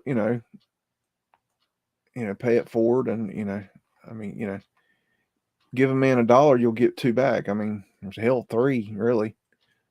I mean, that's pretty much how the universe works. You give out $1, and the universe will send it back to you threefold. That's basically how it works. Why do you think the elite give away all their money? Have you ever wondered that? Like, why would they do that? Why do these elite just throw their money away? Oh, I'm gonna be a philanthropist. Tartarian lion. That's why. Because they know they'll get it back. They don't care. They give it away. They just don't. They do it in they don't give it all away. They give it here, they give it there. They don't just lump sum it most of the time. That way it kind of hides it. But yeah, they know. They're not stupid. They know the laws of the universe. They know how the universe works. And that goes with anything. What you put out, you get back threefold. That's just the way it is. Dog tooth. So it's like, if you go punch somebody in the face, guess what's going to happen? Just take a guess. I mean, they call it karma, but that's what it is. That's just a fancy word for the universe giving you back threefold what you're putting out. Just a little spiritual lesson. Take it for what it's worth. Or you can go read your Bible and believe in that and believe that's how it works. It still doesn't change. So that's the thing about universal law. It works whether you understand it or not. That's the thing that people don't really get, is that they could say, "Oh, well, I don't believe in universal law." That no. It doesn't matter if you believe in it or not. That don't matter worth a tinker's damn. Don't matter if you believe. It makes no difference if you believe or understand it. It works either way. So, I mean, my suggestion is that you, at the very least, learn about it. Just search universal law, natural law, and see what you find. And go from there. And no, it's not a religion. And no, it's not New Age airy-fairy bullshit.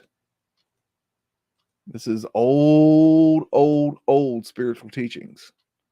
They're very simple. Very simple. The universe is simple. We make it complicated. These guys, they made it complicated. You got to uncomplicate it. I don't know where I am. I'm totally lost. Sorry, folks. I get sometimes, like, you get, let me, where am I? Hold on, I got to figure out where I am. Okay, I want to look a little bit more viaduct to see if we can see what's going on there.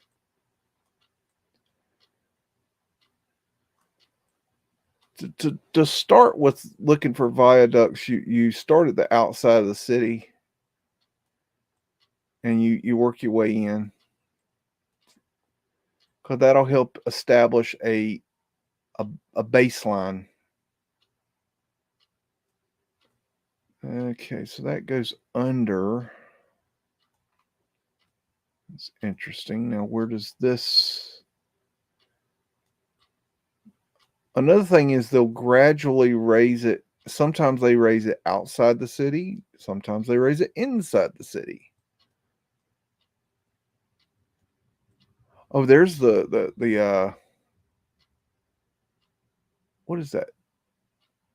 I think that was the prison at one time.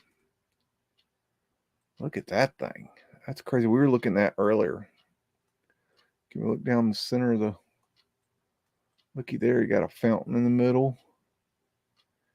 You got wind catchers up here. I bet this is the input wind catcher, and these are the exit wind catchers there. You always have an input and an output. Now that doesn't mean they're still there, because we don't use them anymore. They quit using them because we wanted air conditioning. But back in the day, they used the wind catchers, and they were very efficient. Okay, we were already here, weren't we? Let's go down here. Why not?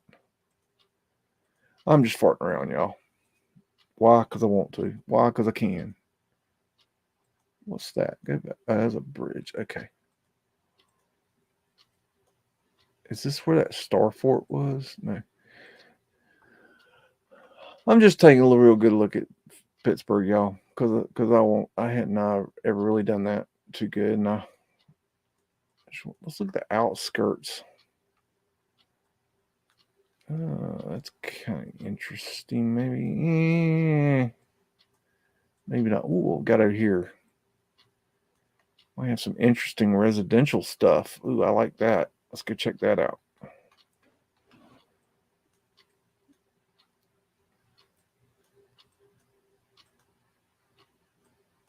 Oh, there's a nice little home.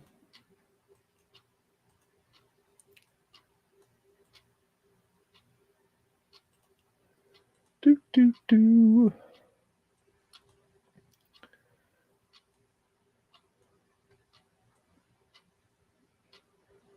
Look at that door below grade. What you got going there, my friend? Let's get back here and look.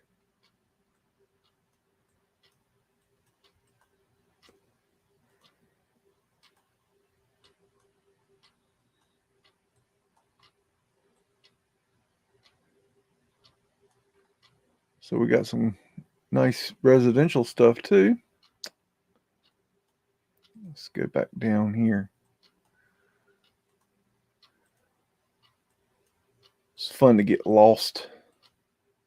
You have no idea where the hell you are. Look at that.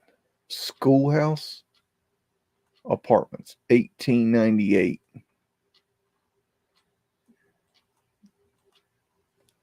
That so goes against what I thought 1898 would have looked like.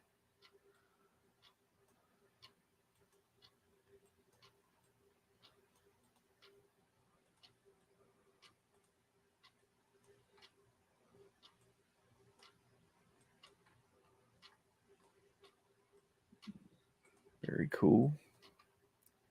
Mudflood windows, in case you need them.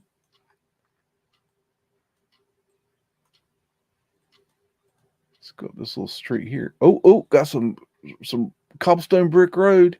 Got to check it for melting. This road's so possibly melted, we might slide down the road. Better get off this road.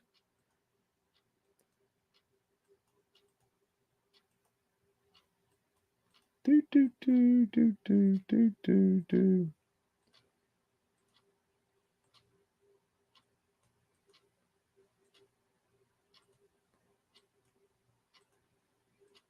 Do do. I have no idea where I am. I'm just going up to see what this guy's doing. Where am I going? We're doing some investigation for a Mudflood recovery team. We would like y'all to present your evidence as to what you think is going on here, people. Anybody see anything? I don't think I see anything interesting. Ooh, what we got here? Hello, little fella. See what happens when you get lost? Isn't that fun? You just find you a little cool little building like that, just randomly in the middle of nowhere. Why is that there? I don't know. Whoa, what we got here? Okie dokie, what you got going there, my friend? I don't know. Whatever. Moving on. I have no idea where I'm at. There's the city.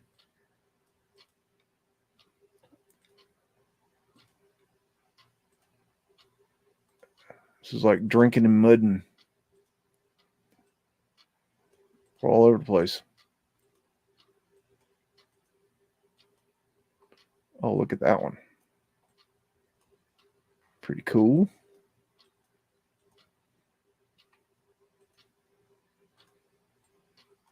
Oh, wait, get back. Nope.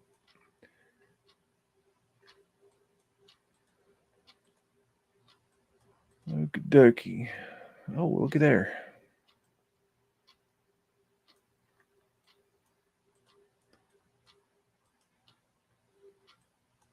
Oh, wow.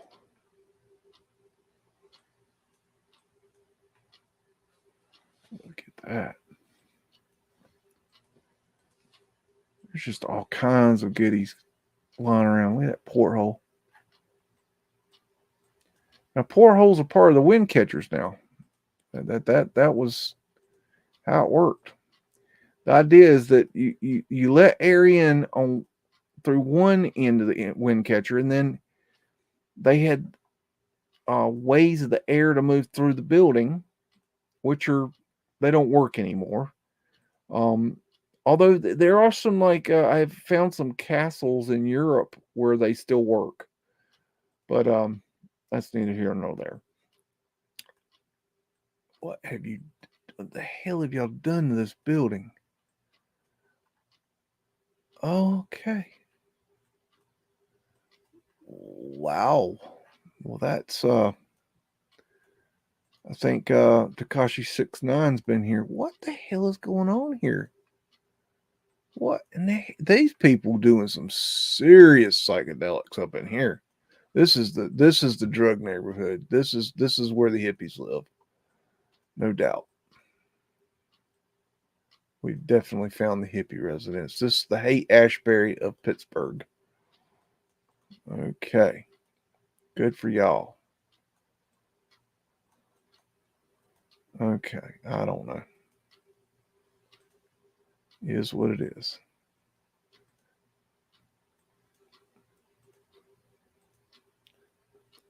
Koi fish? I don't know. Were they koi fish? I don't know. The little goldfish. I don't know.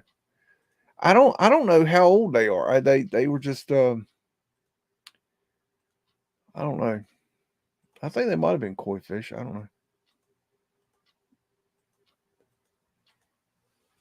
It gets confusing because there's two big ponds on the farm and one small indoor pond in the greenhouse.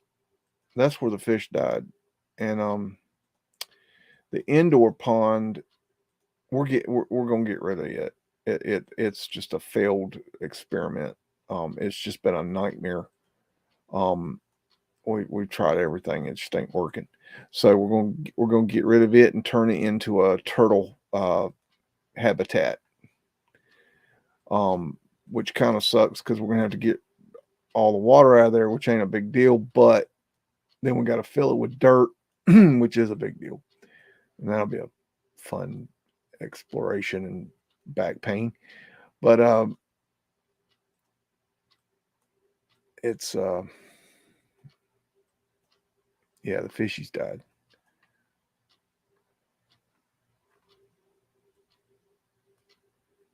Which is that cold snap just beat us up.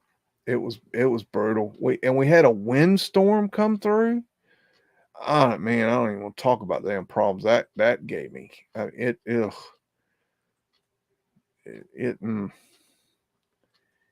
had to. I spent I'm not done yet. I spent the last week repairing things that the windstorm destroyed, and I'm still not done. I've probably still got another couple to 3 days repairing windstorm damage.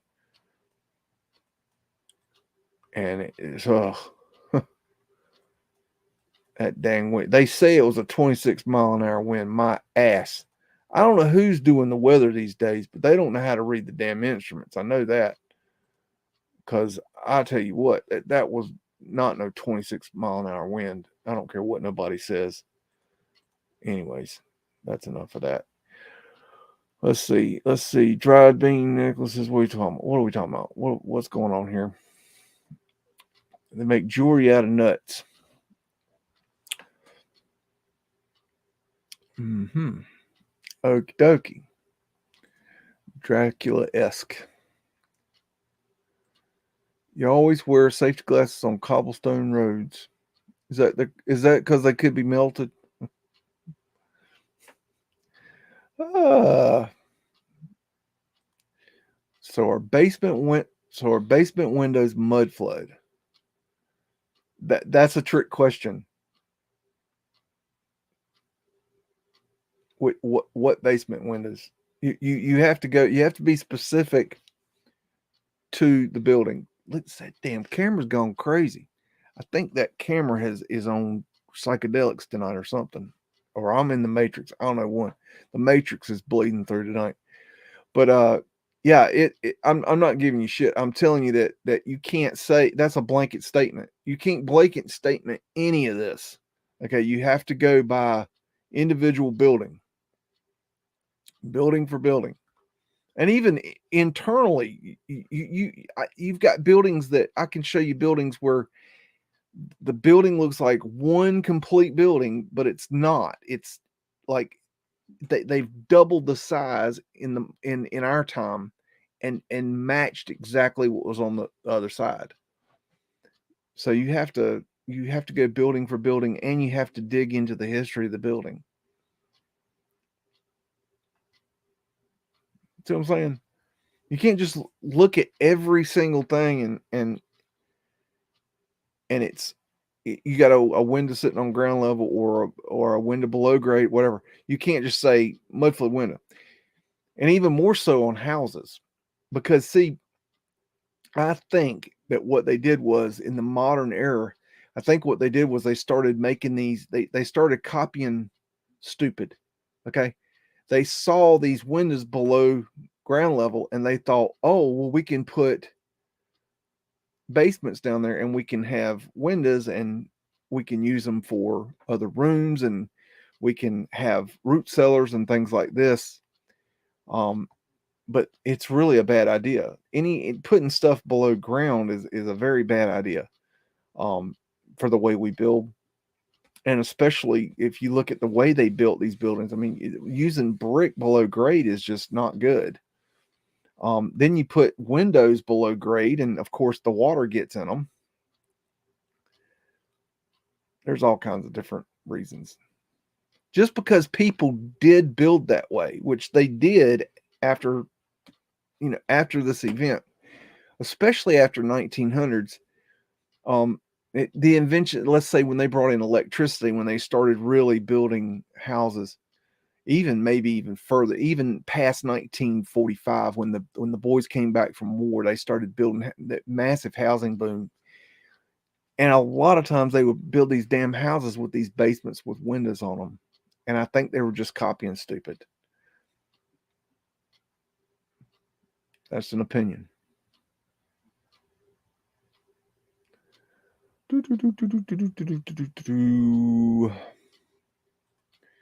Flat Earth asterisks.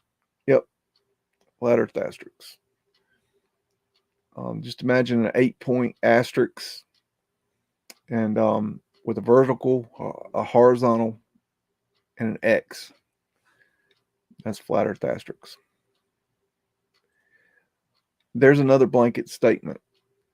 So you got to be very careful about these blanket statements, these generalized statements. Okay. Are viaducts proof of mud flood? No. Because viaducts, there are different kinds of viaducts. Okay. So you have train viaducts. Okay. You have, like an example, the Alaskan Highway in Seattle is a viaduct, but it's not what I'm talking about. When you go to Atlanta, and if you go watch my Atlanta viaducts of Atlanta, and you will understand what I'm saying. Guys, look behind me. This is the viaducts of Atlanta. That's a viaduct. That is underneath downtown Atlanta. You're looking at what's called underground Atlanta. That is a viaduct behind me. Okay. That's a viaduct that I'm talking about. But there are other kinds of viaducts. Got to watch those blanket statements. That can be very misleading to others. And you can't. It's an unanswerable question in the way that you ask it. See what I'm saying? Does that make sense? I hope I'm explaining that well.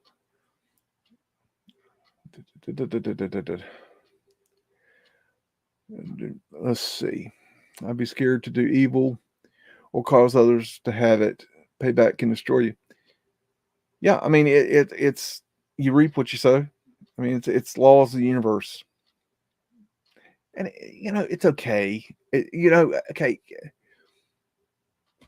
We've all done something bad. Okay, none of us are innocent. We're human. Okay. The idea is to learn from our mistakes. And if we don't learn from our mistakes, that's okay too, because we get to learn again. It's okay. It's just this is like a big school, a school for learning spiritual lessons, good, bad, the ugly. It's all one thing. Every action is equal and opposing force. Yes. Yes. Everything is karma. Yes. Cause and effect. Yes. Okay, demo, local primary school. That's pretty good. Yeah.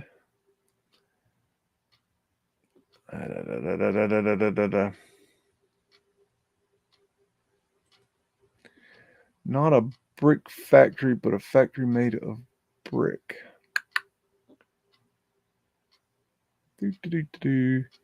Yeah, exactly. Exactly. If he doesn't knock it down, someone else will. That's the facts. These buildings are coming down. It's gonna happen. What I'm trying to do is he's getting ready to tear down well, he's got the contract to tear down a Batwing insane asylum. And they're right now it's held up. They got held up by the permits got held up because of something to do with utilities. So once that's clear, the building's coming down. The city wants the building to come down because they want to build a new park. It's going to be a beautiful park, but they're going to have to tear down a old world Batwing building to do it.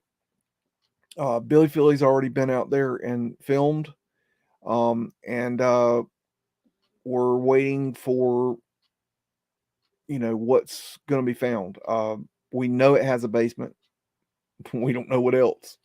This could be an interesting one.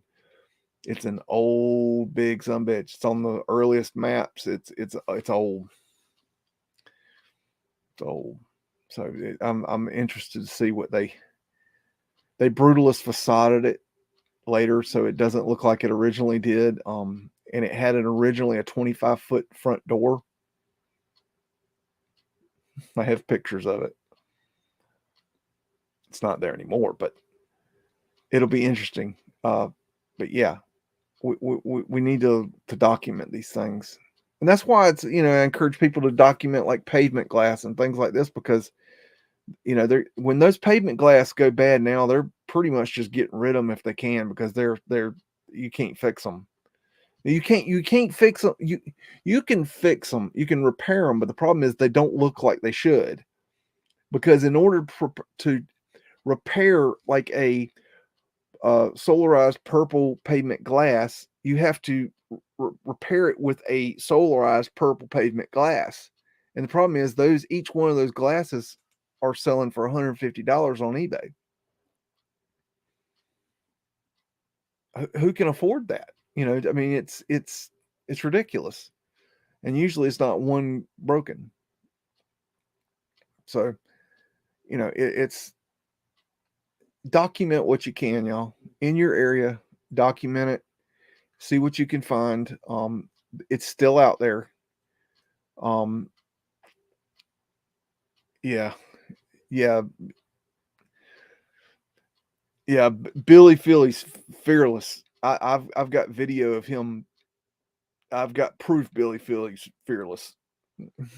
I'm not even sure if I'm gonna show it because he's brave. he got cojones. Yeah. Billy Philly.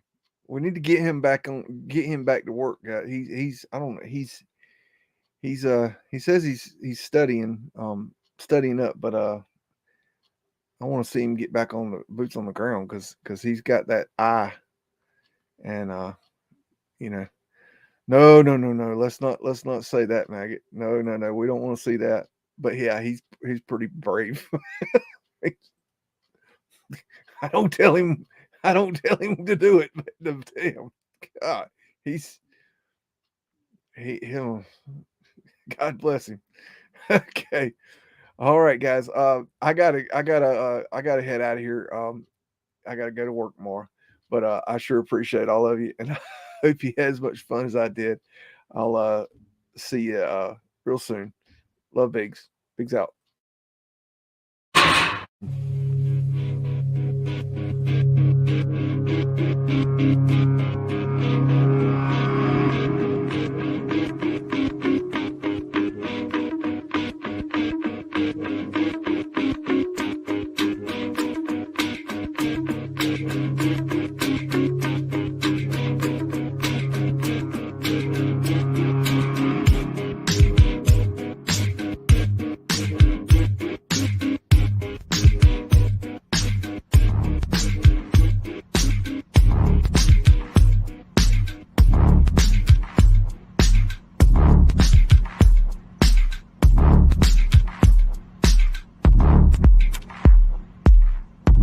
Say woof again! Say woof again! I've got one that can see. It's a mystery!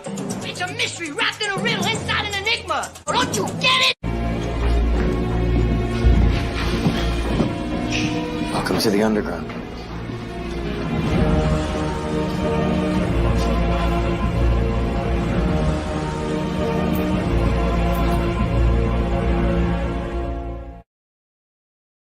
This is my kung fu, and it is strong. See you later.